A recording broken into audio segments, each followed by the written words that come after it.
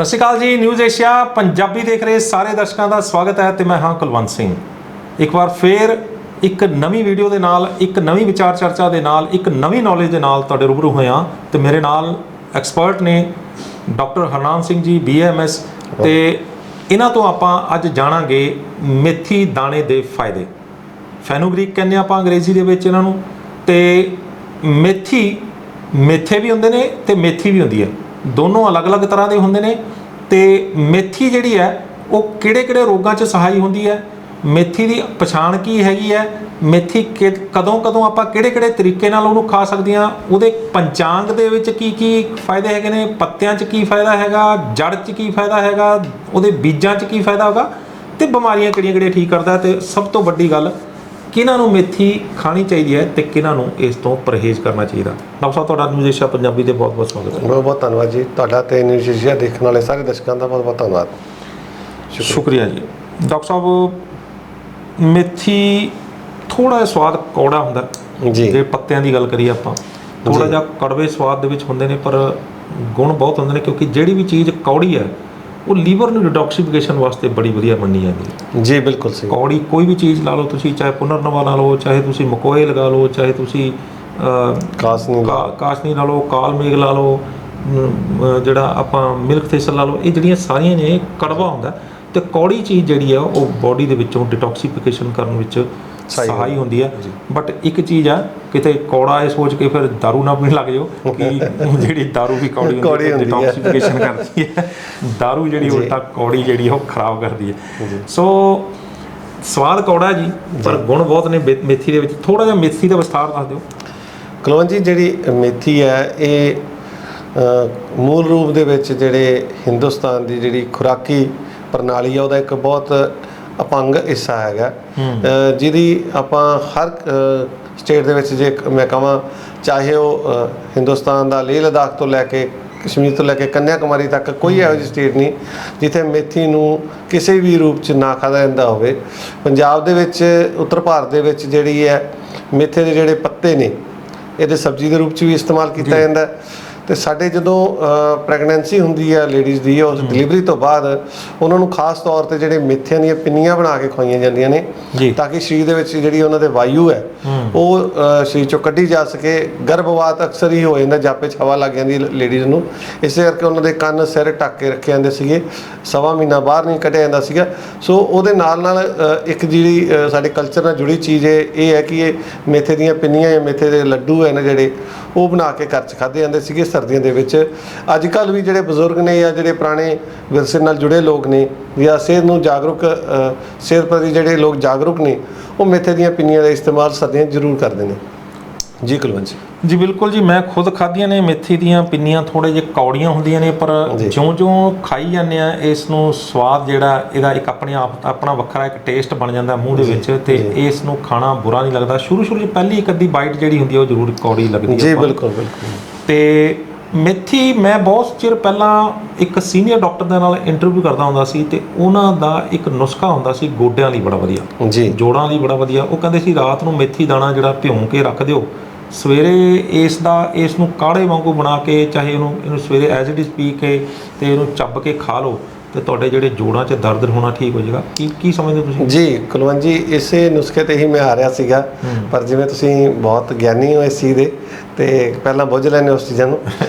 ਸੋ ਜਿਹੜੇ ਮੇਥੇ ਦੇ ਦਾਣੇ ਨੇ, ਪਹਿਲਾਂ ਆਪਾਂ ਇਹਦੇ ਸੀਡਸ ਦੀ ਗੱਲ ਕਰਾਂਗੇ। ਆਪਾਂ ਜਿਹੜੇ ਦਾਣੇ ਨੇ, ਬੀਜ ਨੇ, ਇਹਨਾਂ ਦਾ ਇਸਤੇਮਾਲ ਕਿਵੇਂ ਕੀਤਾ ਜਾਂਦਾ ਜੀ? ਸਭ ਤੋਂ ਵੱਡੀ ਜਿਹੜੀ ਇਹਦੀ ਫਾਇਦੇ ਦੀ ਜੇ ਮੈਂ ਗੱਲ ਕਰਾਂ ਤਾਂ ਜਿਹੜੇ ਸ਼ੂਗਰ ਦੇ ਪੇਸ਼ੈਂਟ ਨੇ ਉਹਨਾਂ ਲਈ ਜਿਹੜੇ ਇਹਦੇ ਬੀਜ ਹੈ ਉਹ ਰਾਤ ਨੂੰ 1 ਤੋਂ 2 ਚਮਚ ਉਮਰ ਤੇ ਭਾਰ ਅਨੁਸਾਰ ਪਾਣੀ ਦੇ ਵਿੱਚ ਭਿਉਂਦੇ ਨੇ, ਤਾਜ਼ੇ ਪਾਣੀ ਦੇ ਵਿੱਚ, ਤੇ ਸੁਬਾਹ ਉੱਠ ਕੇ ਉਹ ਮੇਥੇ ਜਿਹੜੇ ਉਹਨੂੰ ਚੱਬ ਕੇ ਖਾ ਲੈਣਾ ਤੇ ਜਿਹੜਾ ਉਹਦਾ ਪਾਣੀ ਪੀ ਲੈਣਾ। ਇਹ ਉਹਨਾਂ ਲੋਕਾਂ ਨੂੰ ਲਈ ਨੁਸਖਾ ਹੈ ਕਿ ਜਿਨ੍ਹਾਂ ਲੋਕਾਂ ਦੀ ਜਿਹੜੀ ਸ਼ੂਗਰ ਹੈ ਅਕਸਰ ਹੀ ਇਨਸੂਲਿਨ ਲਾਉਣ ਦੇ ਬਾਵਜੂਦ ਵੀ ਫਲਕਚੁਏਟ ਕਰਦੀ ਹੈ ਜਾਂ ਲਗਾਤਾਰ ਗੋਲੀਆਂ ਖਾਣ ਦੇ ਨਾਲ ਵੀ ਕਰਦੀ ਹੈ। ਤੁਸੀਂ ਮੈਨੂੰ ਸਵਾਲ ਪੁੱਛਿਆ ਜੀ ਕਿ ਜਿਹੜੇ ਜੋੜਾਂ ਦੇ ਦਰਦ ਹੁੰਦੇ ਨੇ, ਗਠੀਆ ਵਾ ਹੈ, ਸਰਵਾਈਕਲ ਹੈ, ਕਿਸੇ ਤਰ੍ਹਾਂ ਦੇ ਵਾਤ ਰੋਗਾਂ ਦੇ ਵਿੱਚ ਇਹ ਕਿਵੇਂ ਕੰਮ ਕਰਦੀ ਹੈ? ਸੋ ਕਿਉਂਕਿ ਇਹਦੀ ਤਸੀਰ ਆਪਦੇ ਆਪ 'ਚ ਗਰਮ ਹੁੰਦੀ ਹੈ, ਜਦੋਂ ਇਹਨੂੰ ਭਿਉਂ ਦਿੰਦੇ ਆ ਉਦੋਂ ਠੰਡਾ ਹੋ ਜਾਂਦੀ ਹੈ ਤਸੀਰ। ਤੇ ਵਾਤ ਰੋਗਾਂ ਦੇ ਵਿੱਚ ਸਾਨੂੰ ਗਰਮ ਚੀਜ਼ਾਂ ਦਾ ਸੇਵਨ ਕਰਨ ਲਈ ਆਯੁਰਵੇਦ ਕਹਿੰਦਾ ਹੈ। ਸੋ ਉਹਦੇ ਲਈ ਇਹਨੂੰ ਉਬਾਲ ਕੇ ਇਹਦਾ ਕਾੜਾ ਬਣਾਉਣ ਦੀ ਜਿਹੜੀ ਪ੍ਰਕਿਰਿਆ ਹੈਗੀ ਹੈ, ਤੁਸੀਂ ਬਿਲਕੁਲ ਦਰੁਸਤ ਫਰਮਾਇਆ। ਉਸ ਪ੍ਰਕਿਰਿਆ ਰਾਹੀਂ ਜਿਹੜੀ ਇਹਦੀ ਤਸੀਰ ਹੈ ਫਿਰ ਗਰਮ ਹੋ ਜਾਂਦੀ ਹੈ। ਪਰ ਜਿਹੜੇ ਲੋਕਾਂ ਦੇ ਸਰੀਰ ਦੇ ਵਿੱਚ ਲੀਵਰ ਦੇ ਵਿੱਚ ਗਰਮੀ ਹੈਗੀ ਹੈ ਜਾਂ ਸਰੀਰ ਦੇ ਵਿੱਚ ਪਿੱਤ ਦੋਸ਼ ਵਧਿਆ ਹੋਇਆ, ਉਹ ਲੋਕ ਇਸ ਦੇ ਕਾੜੇ ਨੂੰ ਠੰਡਾ ਕਰਕੇ ਪੀਣ, ਗਰਮ ਨਾ ਪੀਣ।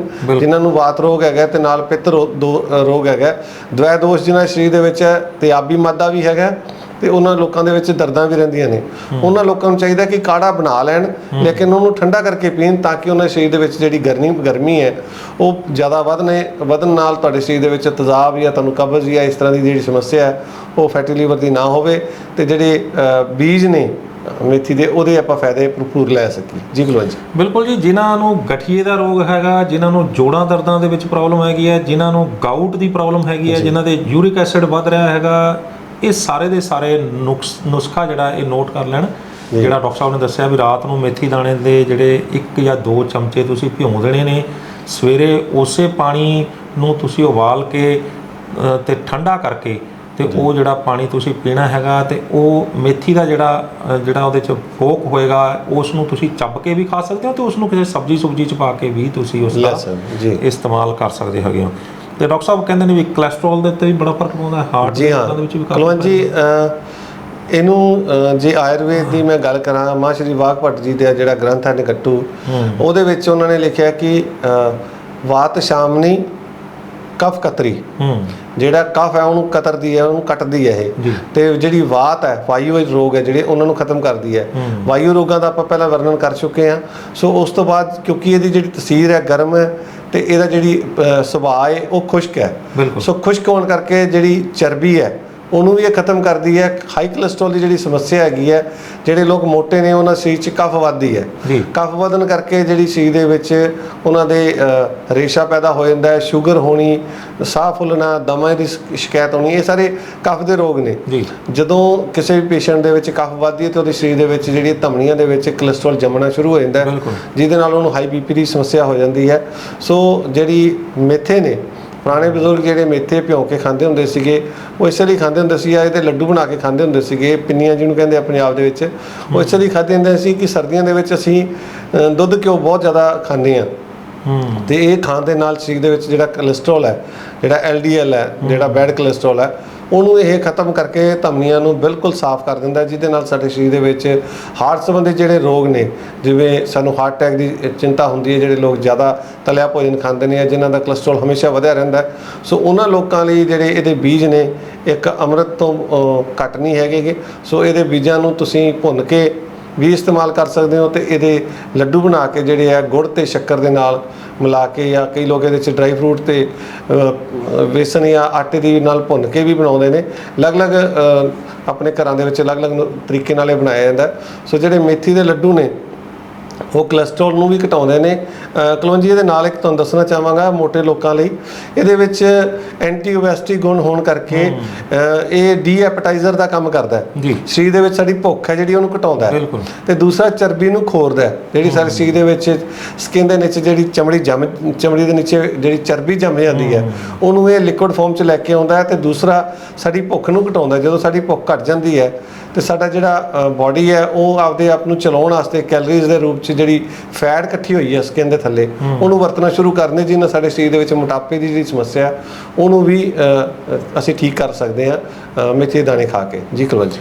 ਜੀ ਬਿਲਕੁਲ ਡਾਕਟਰ ਸਾਹਿਬ, ਤੁਸੀਂ ਜਿਵੇਂ ਦੱਸਿਆ ਹੈਗਾ ਮੋਟਾਪੇ ਨੂੰ ਵੀ ਕਾਫੀ ਫਰਕ ਪਾਉਂਦਾ ਹੈਗਾ, ਕਿਉਂਕਿ ਇਹਦੇ ਵਿੱਚ ਫਾਈਬਰ ਦੀ ਮਾਤਰਾ ਜਿਹੜੀ ਹੈ ਭਰਪੂਰ ਪਾਈ ਜਾਂਦੀ ਹੈ, ਤੇ ਫਾਈਬਰ ਜਦੋਂ ਬਾਡੀ ਦੇ ਅੰਦਰ ਜਾਂਦਾ ਹੈ ਤਾਂ ਉਹ ਨਾ ਸਿਰਫ ਕਬਜ਼ ਜਿਹੜਾ ਅੰਤੜੀਆਂ ਨੂੰ ਸਾਫ਼ ਕਰ ਦਿੰਦਾ ਹੈ, ਬਲਕਿ ਜਿਹੜਾ ਉਹ ਭੁੱਖ ਹੈ ਉਹ, ਕਿਉਂਕਿ ਪੇਟ ਭਰਿਆ ਰਹਿੰਦਾ ਹੈ, ਤੇ ਉਹਦੇ ਨਾਲ ਜਿਹੜਾ ਭੁੱਖ ਵੀ ਘੱਟ ਲੱਗਦੀ ਹੈ, ਤੇ ਜਦੋਂ ਭੁੱਖ ਘੱਟ ਲੱਗੇਗੀ ਸ਼ੂਗਰ ਜਿਹੜੀ ਆ ਉਹਦੀ ਮਾਤਰਾ ਨਹੀਂ ਵਧੇਗੀ, ਸ਼ੂਗਰ ਨਹੀਂ ਅੰਦਰ ਪੀਕ ਆਏਗੀ ਤਾਂ ਇਨਸੂਲਿਨ ਨਹੀਂ ਵਧੇਗਾ, ਤੇ ਅੱਗੇ ਬਹੁਤ ਸਾਰੇ ਰੋਗ ਜਿਹੜੇ ਨੇ ਹੋਰ, ਜਿਵੇਂ ਕਿ ਕੋਲੇਸਟ੍ਰੋਲ ਵਧਣਾ ਤੇ ਹੋਰ ਸਾਰੀਆਂ ਚੀਜ਼ਾਂ ਵੀ ਇਹਦੇ ਹੀ ਕਾਰਨ ਜਿਹੜੀਆਂ ਉਹ ਠੀਕ ਹੋਣੀ ਸ਼ੁਰੂ ਹੋ ਜਾਂਦੇ ਨੇ। ਨੰਬਰ 1 ਇਹਦੇ ਵਿੱਚ 2 ਨੰਬਰ ਜਿਹੜਾ ਇਹਦੇ ਵਿੱਚ ਐਂਟੀਆਕਸੀਡੈਂਟ ਇਹ ਮੰਨਿਆ ਜਾਂਦਾ ਹੈਗਾ, ਤੇ ਐਂਟੀਆਕਸੀਡੈਂਟ ਗੁਣ ਹੋਣ ਦੇ ਨਾਲ ਜਿਹੜਾ ਇਹ ਖੂਨ ਦੇ ਸੰਚਾਰ ਨੂੰ ਜਿਹੜਾ ਇਹ ਠੀਕ ਕਰ ਲੈਂਦਾ, ਤੇ ਇਹਦੇ ਵਿੱਚ ਘੁਲਣਸ਼ੀਲ ਫਾਈਬਰ ਹੁੰਦਾ ਜਿਹੜਾ ਕਿ ਜਿਹੜਾ ਹਾਰਟ ਦੇ ਰੋਗਾਂ ਨੂੰ, ਉਹਦੇ ਖਤਰੇ ਨੂੰ ਜਿਹੜਾ ਉਹ ਠੀਕ ਕਰਦਾ, ਤੇ ਠੀਕ ਰੱਖਣ ਦੇ ਨਾਲ 10 ਤੋਂ 15 ਮਿਲੀਗ੍ਰਾਮ ਜਿਹੜਾ ਜੇਕਰ ਮੇਥੀ ਦਾ ਕਾੜਾ ਸ਼ਹਿਦ ਮਿਲਾ ਕੇ ਪੀਤਾ ਜਾਵੇ ਤੇ ਫਿਰ ਇਹਦੇ ਨਾਲ ਜਿਹੜਾ ਉਹ ਕਾਫੀ ਹਾਰਟ ਦੇ ਰੋਗਾਂ ਨੂੰ ਵੀ ਬੈਨੀਫਿਟ ਮਿਲਦਾ ਹੈਗਾ। ਕੋਲੈਸਟਰੋਲ ਘਟਾਉਣ ਦੇ ਵਿੱਚ ਵੀ ਕਾਫੀ ਮਦਦ ਮਿਲਦੀ ਹੈ ਜੇਕਰ ਰੋਜ਼ਾਨਾ ਮੇਥੀ ਦੇ ਦਾਣਿਆਂ ਦਾ ਚੂਰਨ ਦਾ ਸੇਵਨ ਕੀਤਾ ਜਾਵੇ ਤਾਂ। ਜੀ, ਚੂਰਨ ਦੇ ਬਾਰੇ ਮੈਂ ਤੁਹਾਨੂੰ ਇੱਕ ਨੁਸਖਾ ਸਾਂਝਾ ਕਰਨਾ ਚਾਹਾਂਗਾ। ਜੀ। ਜਿਹੜੇ ਲੋਕ, ਕਿਉਂਕਿ ਅੱਜ ਕੱਲ ਟਾਈਮ ਘੱਟ ਹੋਣ ਕਰਕੇ ਲੋਕਾਂ ਕੋਲ ਰਾਤ ਨੂੰ ਭਿਉਣ ਦੀ ਸਮੱਸਿਆ ਬੜੀ ਆਉਂਦੀ ਅਕਸਰ ਹੀ। ਸੋ ਉਹਦੇ ਵਿੱਚ ਅਸੀਂ ਜਿਹੜੇ ਮੇਥੀ ਦਾਣੇ ਹੈ ਇਹਨੂੰ ਅਸੀਂ ਪਹਿਲਾਂ ਪਾਣੀ ਦੇ ਵਿੱਚ ਭਿਉਂ ਕੇ ਰੱਖਦੇ ਹਾਂ 24 ਘੰਟੇ। ਉਸ ਤੋਂ ਬਾਅਦ ਉਹਨੂੰ ਧੋ ਕੇ ਉਹਨੂੰ ਦੁੱਧ ਦੇ ਵਿੱਚ ਭਿਉਂ ਕੇ 24 ਘੰਟੇ ਉਹਨੂੰ ਦੁੱਧ 'ਚ ਭਿਉਂ ਕੇ ਰੱਖਿਆ ਜਾਂਦਾ ਤੇ ਉਹਨੂੰ ਠੰਡੇ ਸਥਾਨ ਤੇ ਰੱਖਿਆ ਜਾਂਦਾ ਤਾਂ ਕਿ ਜਿਹੜਾ ਦੁੱਧ ਆ ਖੱਟਾ ਨਾ ਹੋਵੇ। ਜਦੋਂ 24 ਤੇ 48 ਘੰਟੇ ਇਹਨੂੰ ਦੁੱਧ ਦੇ ਤੇ ਪਾਣੀ ਦੇ ਵਿੱਚ ਭਿਉਣ ਤੋਂ ਬਾਅਦ ਇਹਨੂੰ ਧੋ ਕੇ ਚੰਗੀ ਤਰ੍ਹਾਂ ਛਾਵੇਂ ਸੁਕਾ ਲਿਆ ਜਾਂਦਾ ਤੇ ਇਸ ਦਾ ਜਿਹੜਾ ਚੂਰਨ ਹੈ ਉਹ ਤੁਸੀਂ ਡਾਇਰੈਕਟ ਪਾਣੀ ਨਾਲ, ਚਾਹ ਨਾਲ ਜਾਂ ਦੁੱਧ ਨਾਲ ਇਸਤੇਮਾਲ ਕਰ ਸਕਦੇ ਹੋ।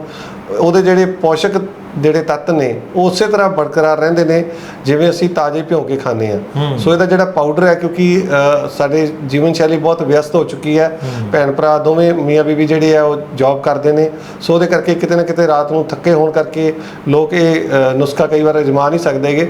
ਸੋ ਇਹ ਜਿਹੜਾ ਨੁਸਖਾ ਅਸੀਂ ਆਪਦੇ ਸੈਂਟਰ ਤੇ ਬੜੇ ਸਾਲਾਂ ਤੋਂ ਇਸ ਤਰ੍ਹਾਂ ਅਜਮਾ ਰਹੇ ਹਾਂ, ਕਿਉਂਕਿ ਮੇਰੇ ਕੋਲ ਜਿਹੜੇ ਪੇਸ਼ੈਂਟ ਆਉਂਦੇ ਨੇ ਉਹ ਅਕਸਰ ਇਹੀ ਗੱਲ ਕਰਦੇ ਕਿ ਡਾਕਟਰ ਸਾਹਿਬ ਸਾਨੂੰ ਕੋਈ ਰੈਡੀਮੇਡ ਚੀਜ਼ ਦੇ ਦਿਓ ਜਿਹੜੀ ਕਿ ਅਸੀਂ ਘਰੇ ਡਾਇਰੈਕਟ ਜਾ ਕੇ ਇਸਤੇਮਾਲ ਕਰ ਸਕੀਏ, ਸਾਨੂੰ ਤੁਸੀਂ ਇਹ ਝਮੇਲਿਆਂ 'ਚ ਨਾ ਪਾਇਆ ਕਰੋ। ਸੋ ਜਿਹੜੇ ਲੋਕ ਹੈਲਥ ਕੌਨਸ਼ੀਅਸ ਨੇ ਪਰ ਸਮੇਂ ਦੀ ਘਾਟ ਕਰਕੇ ਮੇਥੀ ਦਾਣੇ ਦਾ ਇਸਤੇਮਾਲ ਕਰਨਾ ਚਾਹੁੰਦੇ ਨੇ ਤੇ ਉਹ ਸਾਡੇ ਸੈਂਟਰ ਤੇ ਵੀ ਮੇਥੀ ਦਾਣਾ, ਜਿਵੇਂ ਤੁਹਾਨੂੰ ਦੱਸਿਆ ਮੈਂ, 48 ਘੰਟੇ ਭਿਗੋ ਕੇ ਉਹਨੂੰ ਸੁਕਾ ਕੇ ਛਾਵੇਂ ਤੇ ਉਹਦਾ ਪਾਊਡਰ ਜਿਹੜਾ ਉਹ ਵਰਤਿਆ ਜਾਂਦਾ, ਜਿਹੜਾ ਕਿ ਵਾਤ, ਪਿੱਤ ਤੇ ਕਫ ਤਿੰਨੇ ਦੋਸ਼ਾਂ ਦੇ ਵਿੱਚ ਬੜਾ ਵਧੀਆ ਕੰਮ ਕਰਦਾ। ਔਰ ਜੇ ਮੈਂ ਗੱਲ ਕਰਾਂ ਕਿ ਇਸ ਦੇ ਦਾਣਿਆਂ ਦੇ ਵਿੱਚ 100 ਗ੍ਰਾਮ ਮੇਥੀ ਦੇ ਦਾਣਿਆਂ ਦੇ ਵਿੱਚ ਸਿਰਫ 6 ਗ੍ਰਾਮ ਜਿਹੜੀ ਹੈ ਫੈਟ ਪਾਈ ਜਾਂਦੀ ਹੈ। ਇਸ ਤਰ੍ਹਾਂ ਕਾਰਬੋਹਾਈਡਰੇਟ ਦੀ ਮਾਤਰਾ 1 ਗ੍ਰਾਮ ਤੋਂ ਵੀ ਘੱਟ ਪਾਈ ਜਾਂਦੀ ਹੈ, ਜਿਹਦੇ ਕਰਕੇ ਇਹ ਸਾਡੇ ਸਰੀਰ ਦੇ ਲਈ ਬਹੁਤ ਜ਼ਿਆਦਾ ਸੇਫ ਹੈ। ਸਾਡੇ ਸਰੀਰ ਦੇ ਵਿੱਚ, ਜਿਵੇਂ ਕੁਲਵੰਤ ਨੇ ਗੱਲ ਕੀਤੀ ਹੈ ਕਿ ਐਂਟੀਆਕਸੀਡੈਂਟ ਹੋਣ ਕਰਕੇ ਸਾਡੀ ਸਕਿਨ ਦੇ ਵਿੱਚ ਐਂਟੀ ਏਜਿੰਗ ਪ੍ਰੋਪਰਟੀ ਨੂੰ ਵੀ ਇਹ ਵਧਾਉਂਦੀ ਹੈ, ਜਿਹਦੇ ਨਾਲ ਸਾਡੇ ਸਰੀਰ ਦੇ ਵਿੱਚ ਹਮੇਸ਼ਾ એનર્ਜੀ ਬਣੀ ਰਹਿੰਦੀ ਹੈ। ਜਿਹੜੇ ਲੋਕ ਵੀ ਮੇਥੇ ਦਾਣੇ ਦਾ ਇਸਤੇਮਾਲ ਕਿਸੇ ਰੂਪ 'ਚ ਵੀ ਕਰਦੇ ਨੇ, ਚਾਹੇ ਉਹ ਭਿਉਂ ਕੇ ਕਰਦੇ ਨੇ, ਚਾਹੇ ਉਹਨੂੰ ਪਾਊਡਰ ਦੇ ਰੂਪ 'ਚ ਇਸਤੇਮਾਲ ਕਰਦੇ ਨੇ, 1 ਤੋਂ 3 ਮਹੀਨੇ ਦੇ ਵਿੱਚ ਉਹਨਾਂ ਦੀ ਸਕਿਨ ਦਾ ਜਿਹੜੀ ਰੰਗਤ ਹੈ ਉਹਦੇ ਵਿੱਚ ਵੀ ਸੁਧਾਰ ਹੋਣਾ ਸ਼ੁਰੂ ਹੋ ਜਾਂਦਾ ਹੈ। ਪੁਰਾਣੇ ਜ਼ਮਾਨੇ ਦੇ ਵਿੱਚ ਜਦੋਂ ਲੋਕ ਇਹਦਾ ਸਾਗ ਬਣਾ ਕੇ ਖਾਂਦੇ ਸੀ, ਇਹਦੀ ਸਬਜ਼ੀ ਬਣਾ ਕੇ ਖਾਂਦੇ ਸੀ, ਤੇ ਤੁਸੀਂ ਦੇਖੋ ਕਲੋਂਜੀ ਕਿਸੇ ਵੀ ਭੈਣ ਦੇ ਜਾਂ ਭਰਾ ਦੇ ਫੇਸ ਦੇ ਉੱਤੇ ਕਦੀ ਝੁਰੀਆਂ, ਦਾਗ ਜਾਂ ਇਸ ਤਰ੍ਹਾਂ ਦੇ ਛਾਈਆਂ ਵਗੈਰਾ ਨਹੀਂ ਹੁੰਦੀਆਂ ਸੀਗੀਆਂ। ਸੋ ਉਹਦਾ ਸਿੱਧਾ ਸੰਬੰਧ ਇਹ ਹੈ ਕਿ ਸਾਡੇ ਪੇਟ ਦੇ ਵਿੱਚ ਜਦੋਂ ਹਾਈ ਫਾਈਬਰ ਡਾਈਟ ਜਾਏਗੀ, ਸਾਡਾ ਪੇਟ ਅੱਛੀ ਤਰ੍ਹਾਂ ਸਾਫ਼ ਹੋਏਗਾ, ਅੰਤੜੀਆਂ ਸਾਫ਼ ਹੋਣਗੀਆਂ, ਲੀਵਰ ਡੀਟੌਕਸ ਹੋਏਗਾ, ਜਿਹਦੇ ਨਾਲ ਸਾਡੇ ਸਰੀਰ ਦੇ ਵਿੱਚ ਨਵਾਂ ਖੂਨ ਬਣੇਗਾ ਤੇ ਸਾਡੀ ਸਕਿਨ ਜਿਹੜੀ ਹੈ ਨਵੀਂ ਨਰੋਈ ਹਮੇਸ਼ਾ ਬਣੀ ਰਹੇਗੀ। ਜੀ ਕਲੋਂਜੀ। ਜੀ ਬਿਲਕੁਲ ਡਾਕਟਰ ਸਾਹਿਬ, ਜਿਸ ਤਰ੍ਹਾਂ ਤੁਸੀਂ ਝੁਰੜੀਆਂ ਛਾਈਆਂ ਦੀ ਗੱਲ ਕੀਤੀ ਹੈ, ਤੇ ਝੁਰੜੀਆਂ ਛਾਈਆਂ ਦਾ ਇੱਥੋਂ ਵੀ ਆਪਾਂ ਅੰਦਾਜ਼ਾ ਲਾ ਸਕਦੇ ਹਾਂ ਕਿ ਜਦੋਂ ਆਪਾਂ ਮੇਥੀ ਦਾ, ਤੁਸੀਂ ਸਾਗ ਦੀ ਗੱਲ ਕੀਤੀ ਹੈ, ਤੇ ਸਾਗ ਜੇਕਰ ਪੱਤਿਆਂ ਦਾ ਸਾਗ ਬਣਾ ਕੇ ਆਪਾਂ ਖਾਂਦੇ ਹਾਂ ਤਾਂ ਕਬਜ਼ ਦੀ ਜਿਹੜੀ ਸਮੱਸਿਆ ਉਹ ਦੂਰ ਹੁੰਦੀ ਹੈ। ਤੇ ਜਦੋਂ ਕਬਜ਼ ਦੀ ਸਮੱਸਿਆ ਦੂਰ ਹੁੰਦੀ ਹੈ ਤਾਂ ਉਹਦੇ ਨਾਲ ਅੰਦਰ ਬਾਡੀ ਦੇ ਅੰਦਰ ਜਿਹੜੀ ਆ ਵਾਟਰ, ਜਿਹੜਾ ਉਹ ਪਾਣੀ ਦੀ ਮਾਤਰਾ ਜਿਹੜੀ ਆ ਉਹ ਵਧੇਗੀ, ਕਿਉਂਕਿ ਪਾਣੀ ਦੀ ਜਿੰਨੀ ਮਾਤਰਾ ਅੰਦਰ ਘਟੇਗੀ ਉਨੀ ਕਬਜ਼ ਦੀ ਜਿਹੜੀ ਸਮੱਸਿਆ ਉਹ ਵਧੇਗੀ। ਤੇ ਇਹ ਜਦੋਂ ਸਾਰੀਆਂ ਚੀਜ਼ਾਂ ਵਧਣ ਘਟਣ ਦੇ ਨਾਲ ਜਿਹੜਾ ਇਹ ਅੱਗੇ ਸਮੱਸਿਆਵਾਂ ਪੈਦਾ ਹੁੰਦੀਆਂ ਨੇ। ਕਬਜ਼ ਜਿਹੜੀ ਆ ਉਹ ਕਈ ਰੋਗਾਂ ਦਾ ਜਨਮ ਜਿਹੜੀ ਉਹ ਦਿੰਦੀ ਹੈਗੀ ਹੈ। ਮੇਥੀ ਦੇ ਪੱਤਿਆਂ ਦਾ ਜੇਕਰ ਸਾਗ ਬਣਾ ਕੇ ਖਾਧਾ ਜਾਵੇ ਤੇ ਇਹ ਜਿਹੜਾ ਕਬਜ਼ ਜਿਹੜਾ ਉਹ ਕਾਫੀ ਇਹਦੇ 'ਚ ਫਾਇਦਾ ਦਿੰਦੀ ਹੈ। ਇਹਦੇ 'ਚ ਘਿਓ ਮਿਲਾ ਲੈ। ਜੀ ਹਾਂ, ਮੈਂ ਇਸ ਵਿਸ਼ੇ ਤੇ ਆਉਣਾ ਹੀ ਚਾਹੁੰਦਾ ਸੀਗਾ, ਕਿਉਂਕਿ ਜਿਹੜੇ ਮੇਥੀ ਦੇ ਦਾਣੇ ਨੇ, ਜਿਵੇਂ ਆਪਾਂ ਪਹਿਲਾਂ ਗੱਲ ਕੀਤੀ, ਇਹਦਾ ਜਿਹੜਾ ਸੁਭਾਅ ਹੈ ਉਹ ਕੌੜਾ ਤੇ ਖੁਸ਼ਕ ਹੈ। ਬਿਲਕੁਲ, ਜਿਹੜੀ ਚੀਜ਼ ਖੁਸ਼ਕ ਹੋਏਗੀ ਉਹ ਸਾਡੀਆਂ ਅੰਤੜੀਆਂ ਦੇ ਵਿੱਚ ਵੀ ਖੁਸ਼ਕੀ ਪਾਏਗੀ, ਜਿਹਦੇ ਨਾਲ ਅੰਤੜੀਆਂ 'ਚ ਪੁਰਾਣਾ ਜੰਮਿਆ ਮਲ ਜਿਹੜਾ ਉਹ ਤਾਂ ਨਿਕਲ ਜਾਏਗਾ, ਪਰ ਇਹਦੇ ਨਾਲ ਹੌਲੀ ਹੌਲੀ ਸਾਡੇ ਅੰਤੜੀਆਂ ਦੇ ਵਿੱਚ ਕਸਾਵ ਰਹਿਣਾ ਜਾਂ ਪੇਟ ਦੇ ਵਿੱਚ ਦਰਦ ਰਹਿਣਾ, ਇਸ ਤਰ੍ਹਾਂ ਦੀ ਸਮੱਸਿਆ ਆ ਜਾਂਦੀ ਹੈ ਖੁਸ਼ਕੀ ਜ਼ਿਆਦਾ ਹੋਣ ਕਰਕੇ। ਸੋ ਜਦੋਂ ਵੀ ਮੇਥੇ ਦੀ ਸਬਜ਼ੀ ਜਿਹੜੀ ਬਣਾਉਣੀ ਹੈ, ਤੁਸੀਂ ਸਾਗ ਬਣਾਉਣਾ ਹੈ ਜਾਂ ਤੁਸੀਂ ਉਹਦੀ ਸਬਜ਼ੀ ਬਣਾਉਣੀ ਹੈ, ਤਾਂ ਉਹ ਦੇਸੀ ਘਿਓ ਦੇ ਵਿੱਚ ਭੁੰਨ ਕੇ ਬਣਾਓ ਤਾਂ ਕਿ ਜਿਹੜੀ ਉਹਦੀ ਖੁਸ਼ਕੀ ਹੈ ਉਹ ਤੁਹਾਡੇ ਸਰੀਰ ਨੂੰ ਨੁਕਸਾਨ ਨਾ ਕਰ ਸਕੇ। ਦੂਸਰਾ, ਜਿਹੜੇ ਲੋਕ ਜਦੋਂ ਵੀ ਮੇਥੇ ਕਿਸੇ ਰੂਪ 'ਚ ਵੀ ਇਸਤੇਮਾਲ ਕਰਦੇ ਨੇ, ਚਾਹੇ ਉਹ ਭਿਉਂ ਕੇ ਕਰਦੇ ਨੇ, ਚਾਹੇ ਉਹਦਾ ਪਾਊਡਰ ਕਰਦੇ ਨੇ, ਤੇ ਕੋਸ਼ਿਸ਼ ਕਰੋ ਕਿ ਉਹਦੇ ਨਾਲ, ਜੇ ਤੁਸੀਂ ਦੁੱਧ ਲੈ ਰਹੇ ਹੋ ਤੇ ਦੁੱਧ ਦੇ ਵਿੱਚ 1-2 ਚਮਚ ਦੇਸੀ ਘਿਓ ਦੇ ਪਾ ਕੇ ਉਹਦੇ ਨਾਲ ਲੈਣਾ ਸ਼ੁਰੂ ਕਰੋ। ਕਈ ਲੋਕ ਦੁੱਧ ਪਸੰਦ ਨਹੀਂ ਕਰਦੇ ਜਾਂ ਡਾਈਟ ਦੇ ਵਿੱਚ ਦੁੱਧ ਨਹੀਂ ਵਰਤਦੇ, ਤੇ ਉਹ ਗਰਮ ਪਾਣੀ ਦੇ ਵਿੱਚ ਵੀ 2 ਚਮਚ ਦੇਸੀ ਘਿਓ ਜਿਹੜਾ ਗਾਂ ਦਾ ਉਹ ਮਿਲਾ ਕੇ ਉਹ ਵੀ ਵਰਤ ਸਕਦੇ ਨੇ। ਉਹਦੇ ਨਾਲ ਵੀ ਜਿਹੜੀ ਖੁਸ਼ਕੀ ਹੈ ਉਹ ਤੋਂ ਬਚਿਆ ਜਾ ਸਕਦਾ ਹੈ। ਜੀ ਪ੍ਰੈਗਨੈਂਟ ਮਹਿਲਾਵਾਂ ਨੂੰ ਅਕਸਰ ਜਿਹੜਾ ਉਹ ਬਹੁਤ ਸਾਰੀਆਂ ਚੀਜ਼ਾਂ ਦੀ ਮਨਾਹੀ ਹੁੰਦੀ ਹੈ ਤੇ ਅਕਸਰ ਇੱਕ ਸਲਾਹ ਦਿੱਤੀ ਜਾਂਦੀ ਹੈ ਕਿ ਪ੍ਰੈਗਨੈਂਟ ਔਰਤਾਂ ਜਿਹੜੀਆਂ ਨੇ ਉਹ ਕੋਈ ਵੀ ਚੀਜ਼ ਜਿਹੜੀ ਆ ਉਹ ਖਾਣ ਜਾਂ ਇਨਟੇਕ ਕਰਨ ਉਹਦੇ ਲਈ ਡਾਕਟਰ ਦੀ ਸਲਾਹ ਬਹੁਤ ਜ਼ਰੂਰੀ ਹੁੰਦੀ ਹੈ। ਪਰ ਮੇਥੀ ਦੇ ਮੈਨੂੰ ਲੱਗਦਾ ਕਾਫੀ ਫਾਇਦੇ ਹੁੰਦੇ ਨੇ ਪ੍ਰੈਗਨੈਂਟ ਮਹਿਲਾਵਾਂ ਜੀ। ਜੇ ਹਰੀ ਮੇਥੀ ਦੀ ਗੱਲ ਕਰਾਂ ਤੇ ਇਹਦੇ ਲਈ ਕੋਈ ਕਿਸੇ ਕਿਸਮ ਦੀ ਪ੍ਰੀਕਾਸ਼ਨ ਨਹੀਂ ਕਹੀ ਗਈ ਹੈ। ਜਿਹੜੀ ਪੱਤੀਆਂ ਦਾ ਸਾਗ ਹੈ ਜਾਂ ਇਹਦੀ ਸਬਜ਼ੀ ਹੈ ਉਹ ਭੈਣਾਂ ਖਾ ਸਕਦੀਆਂ ਨੇ ਮਾਡਰਨ ਤਰੀਕੇ ਨਾਲ, ਇੱਕ ਲਿਮਟਿਡ ਮਾਤਰਾ ਦੇ ਵਿੱਚ। ਕਹਿੰਦੇ ਕਿ ਲੋੜ ਤੋਂ ਜ਼ਿਆਦਾ ਜਿਹੜਾ ਘਿਓ ਆ ਵੀ ਸਾਨੂੰ ਨੁਕਸਾਨ ਕਰਦਾ। ਸੋ ਇਸ ਕਰਕੇ ਜਦੋਂ ਵੀ ਅਸੀਂ ਮੇਥੀ ਦਾਣਾ ਜਾਂ ਮੇਥੀ ਦੀ ਸਬਜ਼ੀ ਦੀ ਗੱਲ ਕਰਦੇ ਹਾਂ ਤੇ ਭੈਣਾਂ ਨੂੰ ਪ੍ਰੈਗਨੈਂਸੀ ਦੇ ਦੌਰਾਨ ਜਦੋਂ ਵੀ ਕਨਸੀਵ ਕੀਤਾ ਹੋਇਆ ਉਹਨਾਂ ਨੇ ਹਰੇ ਪੱਤੇਦਾਰ ਸਬਜ਼ੀਆਂ ਦੇ ਵਿੱਚ ਮੇਥੇ ਵੀ ਆ ਜਾਂਦੇ ਨੇ। ਸੋ ਉਹਨਾਂ ਦਾ ਜਿਹੜਾ ਇਸਤੇਮਾਲ ਹੈ ਜ਼ਰੂਰ ਕਰਨ ਤਾਂ ਕਿ ਉਹਨਾਂ ਸਰੀਰ 'ਚ ਕੈਲਸ਼ੀਅਮ ਤੇ ਜਿਹੜੀ ਆਇਰਨ ਹੈ ਉਹਦੀ ਘਾਟ ਪੂਰੀ ਹੋ ਸਕੇ ਤੇ ਪੇਟ ਦੀ ਸਫਾਈ ਕਰਨ ਵਾਸਤੇ ਉਹਨਾਂ ਦੇ ਫਾਈਬਰ ਦੀ ਜਿਹੜੀ ਮਾਤਰਾ ਹੈ ਪੇਟ ਦੇ ਵਿੱਚ ਪੂਰੀ ਹੋ ਸਕੇ।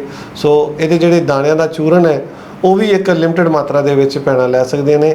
ਹਾਂ, ਪਾਣੀ ਜਿਹੜਾ ਉਹ ਬਿਲਕੁਲ ਸੇਫ ਹੈ। ਦਾਣੇ ਨਾ ਖਾਓ, ਰਾਤ ਨੂੰ 1 ਚਮਚ ਪਾਣੀ ਦੇ ਵਿੱਚ ਤੁਸੀਂ ਦਾਣੇ ਭਿਗੋ ਦਿਓ, ਸਵੇਰੇ ਉੱਠ ਕੇ ਉਹ ਪਾਣੀ ਪੁਣ ਕੇ ਪੀ ਲਓ। ਜਿਹੜੇ ਦਾਣੇ ਆ ਉਹ ਤੁਸੀਂ ਬਾਹਰ ਜਾਨਵਰਾਂ ਨੂੰ ਪਾ ਦਿਓ ਤੇ ਉਹ ਪਾਣੀ ਜਿਹੜਾ ਉਹ ਸਰੀਰ ਨੂੰ ਡੀਟੌਕਸੀਫਿਕੇਸ਼ਨ ਵਾਸਤੇ ਬਹੁਤ ਵਧੀਆ ਕੰਮ ਕਰਦਾ ਹੈ। ਸਰੀਰ ਦੇ ਵਿੱਚ એનર્ਜੀ ਲੈਵਲ ਨੂੰ ਬਹੁਤ ਵਧੀਆ ਕੰਮ ਕਰਦਾ ਹੈ ਔਰ ਬੱਚੇ ਦੀ ਗਰੋਥ ਦੇ ਲਈ ਬੜਾ ਵਧੀਆ ਕੰਮ ਕਰਦਾ। ਜਿਹੜੇ ਅੱਜ ਕੱਲ੍ਹ ਕੇਸ ਆ ਰਹੇ ਨੇ ਕਿ ਬੱਚੇ ਨੂੰ ਜੰਮਦੇ ਬੱਚੇ ਨੂੰ ਜੌਂਡਿਸ ਹੋ ਰਿਹਾ। ਸੋ ਕਿਤੇ ਨਾ ਕਿਤੇ ਮਾਂ ਦਾ ਜਿਹੜਾ ਲੀਵਰ ਹੈ ਫੈਟੀ ਹੁੰਦਾ ਹੈ ਤੇ ਉਸੇ ਤਰ੍ਹਾਂ ਉਹਦੀ ਜਿਹੜੀ ਗਰਮੀ ਹੈ ਖੂਨ ਦੇ ਰਾਹੀਂ ਬੱਚੇ ਤੱਕ ਪਹੁੰਚਦੀ ਰਹਿੰਦੀ, ਜਿਹਦੇ ਕਰਕੇ ਉਹਦਾ ਜਿਹੜਾ ਲੀਵਰ ਹੈ ਉਹ ਵੀ ਫੈਟੀ ਹੋ ਜਾਂਦਾ ਤੇ ਜੌਂਡਿਸ ਆ ਜਾਂਦਾ ਉਹਨੂੰ। ਸੋ ਜੇ ਉਹ ਏਸੀ ਦਾ ਇਸਤੇਮਾਲ ਕਰਨਗੀਆਂ ਮੇਥੇ ਦਾਣੇ ਮੇਥੇ ਦੀ ਸਾਗ ਦਾ ਤੇ ਉਹਦੇ ਨਾਲ ਬੱਚੇ ਨੂੰ ਜੌਂਡਿਸ ਹੋਣ ਦੇ ਜਿਹੜੇ ਚਾਂਸ ਨੇ ਉਹ ਮੰਫੀ ਹੋ ਜਾਂਦੇ ਨੇ, ਜ਼ੀਰੋ ਰਹਿ ਜਾਂਦੇ ਨੇ। ਜੀ ਕਰੋ ਜੀ। ਬਿਲਕੁਲ ਜੀ, ਜਿੱਦਾਂ ਤੁਸੀਂ ਗੱਲ ਕੀਤੀ ਹੈ ਬੱਚੇ ਦੇ ਅੱਗੇ ਸਵਾਸਥ ਦੇ ਉੱਤੇ, ਸਿਹਤ ਦੇ ਉੱਤੇ ਵੀ ਅਸਰ ਪੈਂਦਾ। ਇਸੇ ਕਰਕੇ ਜਿਹੜੀਆਂ ਪ੍ਰੈਗਨੈਂਟ ਮਹਿਲਾਵਾਂ ਜਾਂ ਜਿਹੜੀਆਂ ਵੀ ਔਰਤਾਂ ਨੇ ਹੁਣੇ ਜਿਹੜਾ ਡਿਲੀਵਰੀ ਹੋਈ ਹੈ ਤੇ ਉਹ ਫਿਰ ਜੇਕਰ ਮੇਥੀ ਦਾ ਸਾਗ ਜਾਂ ਮੇਥੀ ਨੂੰ ਕਿਸੇ ਤਰੀਕੇ ਇਨਟੇਕ ਲੈਂਦੇ ਨੇ ਤਾਂ ਉਹਨਾਂ ਦੇ ਜਿਹੜੇ ਦੁੱਧ ਦੇ ਵੀ ਗੁਣਵੱਤਾ ਜਿਹੜੀ ਹੈ ਜੀ ਉਹ ਕਾਫੀ ਵੱਧ ਜਾਂਦੀ ਹੈ ਤੇ ਬੱਚੇ ਦੀ ਸਿਹਤ ਉਹਦੇ ਨਾਲ ਕਾਫੀ ਠੀਕ ਹੁੰਦੀ ਹੈ। ਕੁਲਵੰਤ ਜੀ, ਇਹਦੇ ਵਿੱਚ ਲੈਕਟੋਜ਼ ਨਾਂ ਦਾ ਇੱਕ ਤੱਤ ਪਾਇਆ ਜਾਂਦਾ ਜਿਹੜਾ ਕਿ ਮਿਲਕ ਪ੍ਰੋਡਕਸ਼ਨ ਵਾਸਤੇ ਬਹੁਤ ਜ਼ਿਆਦਾ ਫਾਇਦੇਮੰਦ ਹੁੰਦਾ ਹੈ। 2-3 ਚੀਜ਼ਾਂ ਜਿਹੜੀਆਂ ਕੁਦਰਤ ਨੇ ਭੈਣਾਂ ਵਾਸਤੇ ਬਣਾਈਆਂ, ਮਾਂ ਵਾਸਤੇ ਬਣਾਈਆਂ, ਜਿਵੇਂ ਸਫੇਦ ਜੀਰਾ ਹੋ ਗਿਆ, ਮੇਥੇ ਹੋ ਗਏ ਜਾਂ ਇਸੇ ਤਰ੍ਹਾਂ ਜੇ ਆਪਾਂ ਗੱਲ ਕਰੀਏ ਸਤਾਵਰ ਦੀ। ਬਿਲਕੁਲ, ਇਹ 3-4 ਚੀਜ਼ਾਂ ਦਾ ਜਿਹੜਾ ਚੂਰਨ ਹੈ, ਮੇਥੇ ਦੀ ਪਾਊਡਰ ਜਿਹੜਾ ਜਿਸ ਤਰ੍ਹਾਂ ਮੈਂ ਤੁਹਾਨੂੰ ਦੱਸਿਆ ਸ਼ੁੱਧ ਕੀਤਾ ਹੈ ਮੇਥੇ ਤੇ ਸਫੇਦ ਜੀਰਾ ਤੇ ਸਤਾਵਰ, ਇਹਨਾਂ ਤਿੰਨਾਂ ਦਾ ਜਿਹੜਾ ਪਾਊਡਰ ਹੈ ਉਹਦਾ ਇਸਤੇਮਾਲ ਭੈਣਾਂ ਦੇ ਦੁੱਧ ਵਧਾਉਣ ਦੇ ਲਈ ਵੀ ਕੀਤਾ ਜਾਂਦਾ ਹੈ। ਲੈਕਟੋਜ਼ ਇਹਦੇ 'ਚ ਹੁੰਦਾ ਹੈ। ਇਸ ਤੋਂ ਇਲਾਵਾ ਜੇ ਗੱਲ ਕਰਾਂ ਪ੍ਰੈਗਨੈਂਸੀ ਤੋਂ ਬਾਅਦ, ਕਿਉਂਕਿ ਯੂਟਰਸ ਦੇ ਵਿੱਚ ਅਲੱਗ ਤਰ੍ਹਾਂ ਦੀ ਜਿਹੜੇ ਟੌਕਸਿਨ ਰਹਿ ਜਾਂਦੇ ਨੇ, ਸੋ ਉਹਨਾਂ ਨੂੰ ਬਾਹਰ ਕੱਢਣ ਲਈ ਵੀ ਮੇਥੇ ਦਾ ਬਹੁਤ ਵਧੀਆ ਜਿਹੜਾ ਗੁਣ ਹੈ ਉਹ ਲਿਆ ਜਾਂਦਾ ਹੈ। ਸੋ ਇਹਦੇ ਜਿਹੜੇ ਲੱਡੂ ਨੇ ਜਾਂ ਪਿੰਨੀਆਂ ਹੈ ਪ੍ਰੈਗਨੈਂਸੀ ਤੋਂ ਬਾਅਦ ਤਕਰੀਬਨ ਹਰ ਔਰਤ ਨੂੰ ਇਹ ਰਿਕਮੈਂਡ ਕੀਤੀਆਂ ਜਾਂਦੀਆਂ ਨੇ ਕਿ ਜ਼ਰੂਰ ਖਾਣ ਉਹ, ਤੇ ਠੰਡੀਆਂ ਚੀਜ਼ਾਂ ਦਾ ਸੇਵਨ ਨਾ ਕਰਨ ਕਿਉਂਕਿ ਤਸੀਰ ਗਰਮ ਹੁੰਦੀ ਹੈ। ਸੋ ਕਿਸੇ ਵੈਦ ਜਾਂ ਡਾਕਟਰ ਦੀ ਸਲਾਹ ਦੇ ਨਾਲ ਹੀ ਇਹਦਾ ਇਸਤੇਮਾਲ ਕੀਤਾ ਜਾਵੇ ਵੀ ਕਿੰਨੇ ਮੇਥੇ ਦੇ ਅਸੀਂ ਲੱਡੂ ਜਾਂ ਉਹਦਾ ਸਾਗ ਖਾਣਾ ਤਾਂ ਕਿ ਇਹਦੇ ਜਿਹੜੇ ਗੁਣ ਨੇ ਉਹੀ ਸਾਡੇ ਸਰੀਰ ਦੇ ਵਿੱਚ ਅਸੀਂ ਲੈ ਸਕੀਏ। ਜੀ ਕਰੋ ਜੀ। ਜੀ ਬਿਲਕੁਲ ਜੀ, ਇਹਦੇ ਨਾਲ ਆਪਾਂ ਜੇ ਪ੍ਰੈਗਨੈਂਸੀ ਦੀ ਗੱਲ ਕੀਤੀ ਹੈ, ਆਪਾਂ ਨਾਲ ਇਹਦੇ ਨਾਲ ਜਿਸ ਤਰ੍ਹਾਂ ਦੁੱਧ ਪਿਲਾਉਣ ਵਾਲੀਆਂ ਮਹਿਲਾਵਾਂ ਦੀ ਗੱਲ ਕੀਤੀ ਹੈ, ਜੇਕਰ ਆਪਾਂ ਪੀਰੀਅਡ ਸਾਈਕਲ ਦੀ ਗੱਲ ਨਾ ਕੀਤੀ ਤਾਂ ਸ਼ਾਇਦ ਇਹ ਗੱਲ ਅਧੂਰੀ ਰਹਿ ਜਾਏਗੀ। ਤੇ ਪੀਰੀਅਡ ਸਾਈਕਲ ਦੇ ਵਿੱਚ ਅੱਜ ਕੱਲ੍ਹ ਮਾਤਾਵਾਂ ਭੈਣਾਂ ਨੂੰ ਜਿਹੜਾ ਉਹ ਪੇਨ ਹੋਣ ਦੀ ਸਮੱਸਿਆ ਜਿਹੜੀ ਹੈ, ਬਲੱਡ ਬਲੀਡਿੰਗ ਅਨਈਵਨ ਹੋਣ ਦੀ ਸਮੱਸਿਆ ਜਿਹੜੀ ਹੈ ਉਹ ਕਾਫੀ ਆ ਰਹੀ ਹੈ। ਐਸਟ੍ਰੋਜਨ ਹਾਰਮੋਨ ਜਿਹੜਾ ਉਹ ਇਹਦੇ 'ਚ ਵੱਡਾ ਰੋਲ ਅਦਾ ਕਰਦਾ ਹੈਗਾ। ਜੀ, ਕੀ ਕਹੋਗੇ?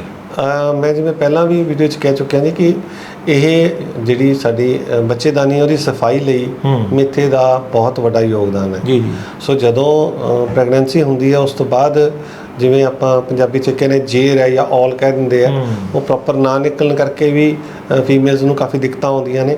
ਇਸੇ ਤਰ੍ਹਾਂ ਜਦੋਂ ਗਰਭਾਸ਼ਯ ਦੇ ਵਿੱਚ ਕਿਸੇ ਤਰ੍ਹਾਂ ਦਾ ਕੋਈ ਟੌਕਸਿਨ ਚਲਾ ਜਾਂਦਾ, ਜਿਵੇਂ PCOD ਜਾਂ PCOS ਦੀ ਸਮੱਸਿਆ ਹੋ ਜਾਂਦੀ ਹੈ, ਜਾਂ ਜ਼ਿਆਦਾ ਬੱਚੇ ਅੱਜ ਕੱਲ੍ਹ ਜੰਕ ਫੂਡ ਖਾਂਦੇ ਨੇ, ਉਹਦੇ ਕਰਕੇ ਵੀ ਸੈਕੰਡ ਨਿਊਟ੍ਰੀਸ਼ਨ ਦੀ ਘਾਟ ਕਰਕੇ ਵੀ ਜਦੋਂ ਮੇਥੇ ਦਾ ਅਸੀਂ ਸੇਵਨ ਕਰਦੇ ਹਾਂ ਤੇ ਇਹਦੇ ਨਾਲ ਡਾਇਰੈਕਟ ਰੂਪ ਦੇ ਵਿੱਚ ਆਇਰਨ ਤੇ ਕੈਲਸ਼ੀਅਮ ਦੀ ਘਾਟ ਤਾਂ ਪੂਰੀ ਹੁੰਦੀ ਹੈ।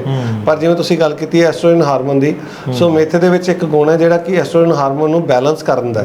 ਜੇ ਬਾਡੀ 'ਚ ਵਧਿਆ ਹੋਇਆ ਤੇ ਉਹਨੂੰ ਘਟਾ ਦੇਗਾ, ਜੇ ਘਟਿਆ ਤੇ ਉਹਨੂੰ ਵਧਾ ਕੇ ਜਿਹੜੀ ਨਾਰਮਲ ਵੈਲਿਊ ਹੈ ਉੱਥੇ ਲਿਆਉਂਦਾ, ਜਿਹਦੇ ਕਰਕੇ ਉਹਨਾਂ ਦਾ ਜਿਹੜਾ ਸਾਈਕਲ ਹੈ ਔਨ ਟਾਈਮ ਹੋ ਜਾਂਦਾ ਔਰ ਜਿਹੜੀ ਓਵਰ ਬਲੀਡਿੰਗ ਜਾਂ ਨਾ ਬਲੀਡਿੰਗ ਹੋਣ ਦੀ ਸਮੱਸਿਆ ਤੋਂ ਛੁਟਕਾਰਾ ਮਿਲ ਜਾਂਦਾ।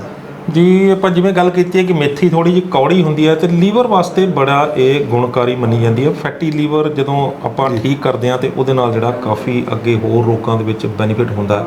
ਫੈਟੀ ਲੀਵਰ ਦਾ ਵੀ ਥੋੜਾ ਦੱਸ ਦਿਓ, ਥੋੜਾ ਜਿਹਾ ਮਾਰ ਦਿੰਦੇ ਹਾਂ। ਜੀ ਕੁਲਵੰਤ ਜੀ, ਦੱਸਣਾ ਚਾਹਾਂਗਾ ਕਿ ਜਿਹੜੀ ਵੀ ਚੀਜ਼ ਕੌੜੀ ਹੈ, ਜਿਵੇਂ ਤੁਸੀਂ ਪਹਿਲਾਂ ਗੱਲ ਕੀਤੀ ਹੈ ਕਾਲ ਮੇਘ ਦੀ, ਕਾਸਨੇ ਦੀ, ਮਿਲਕ ਤਸਲ ਦੀ, ਪੁਨਰਨਵਾ ਦੀ, ਸੋ ਉਹ ਸਾਰੀਆਂ ਚੀਜ਼ਾਂ ਦੇ ਵਿੱਚ ਜਿਹੜਾ ਕੌੜਾਪਨ ਜਿਹੜਾ ਹੈ ਉਹ ਸਾਡੇ ਲੀਵਰ ਨੂੰ ਸਾਫ਼ ਕਰਨ ਦੇ ਵਿੱਚ ਸਹਾਈ ਹੁੰਦਾ ਹੈ। ਬਿਲਕੁਲ। ਸੋ ਜਦੋਂ ਅਸੀਂ ਕੌੜੀਆਂ ਚੀਜ਼ਾਂ ਖਾਂਦੇ ਹਾਂ ਤੇ ਉਹ ਕਿਤੇ ਨਾ ਕਿਤੇ ਸਾਡੇ ਲੀਵਰ ਦੇ ਵਿੱਚ ਜਿਹੜਾ ਟੌਕਸਿਨ ਜੰਮਿਆ ਉਹਨੂੰ ਉਹ ਸਾਫ਼ ਕਰਦਾ ਹੈ। ਜਿੰਨੀਆਂ ਵੀ ਕੌੜੀਆਂ ਚੀਜ਼ਾਂ ਨੇ, ਚਾਹੇ ਨਿੰਮ ਹੈ, ਉਹ ਸਾਡੇ ਖੂਨ ਨੂੰ ਵੀ ਸਾਫ਼ ਕਰਦੀਆਂ ਨੇ।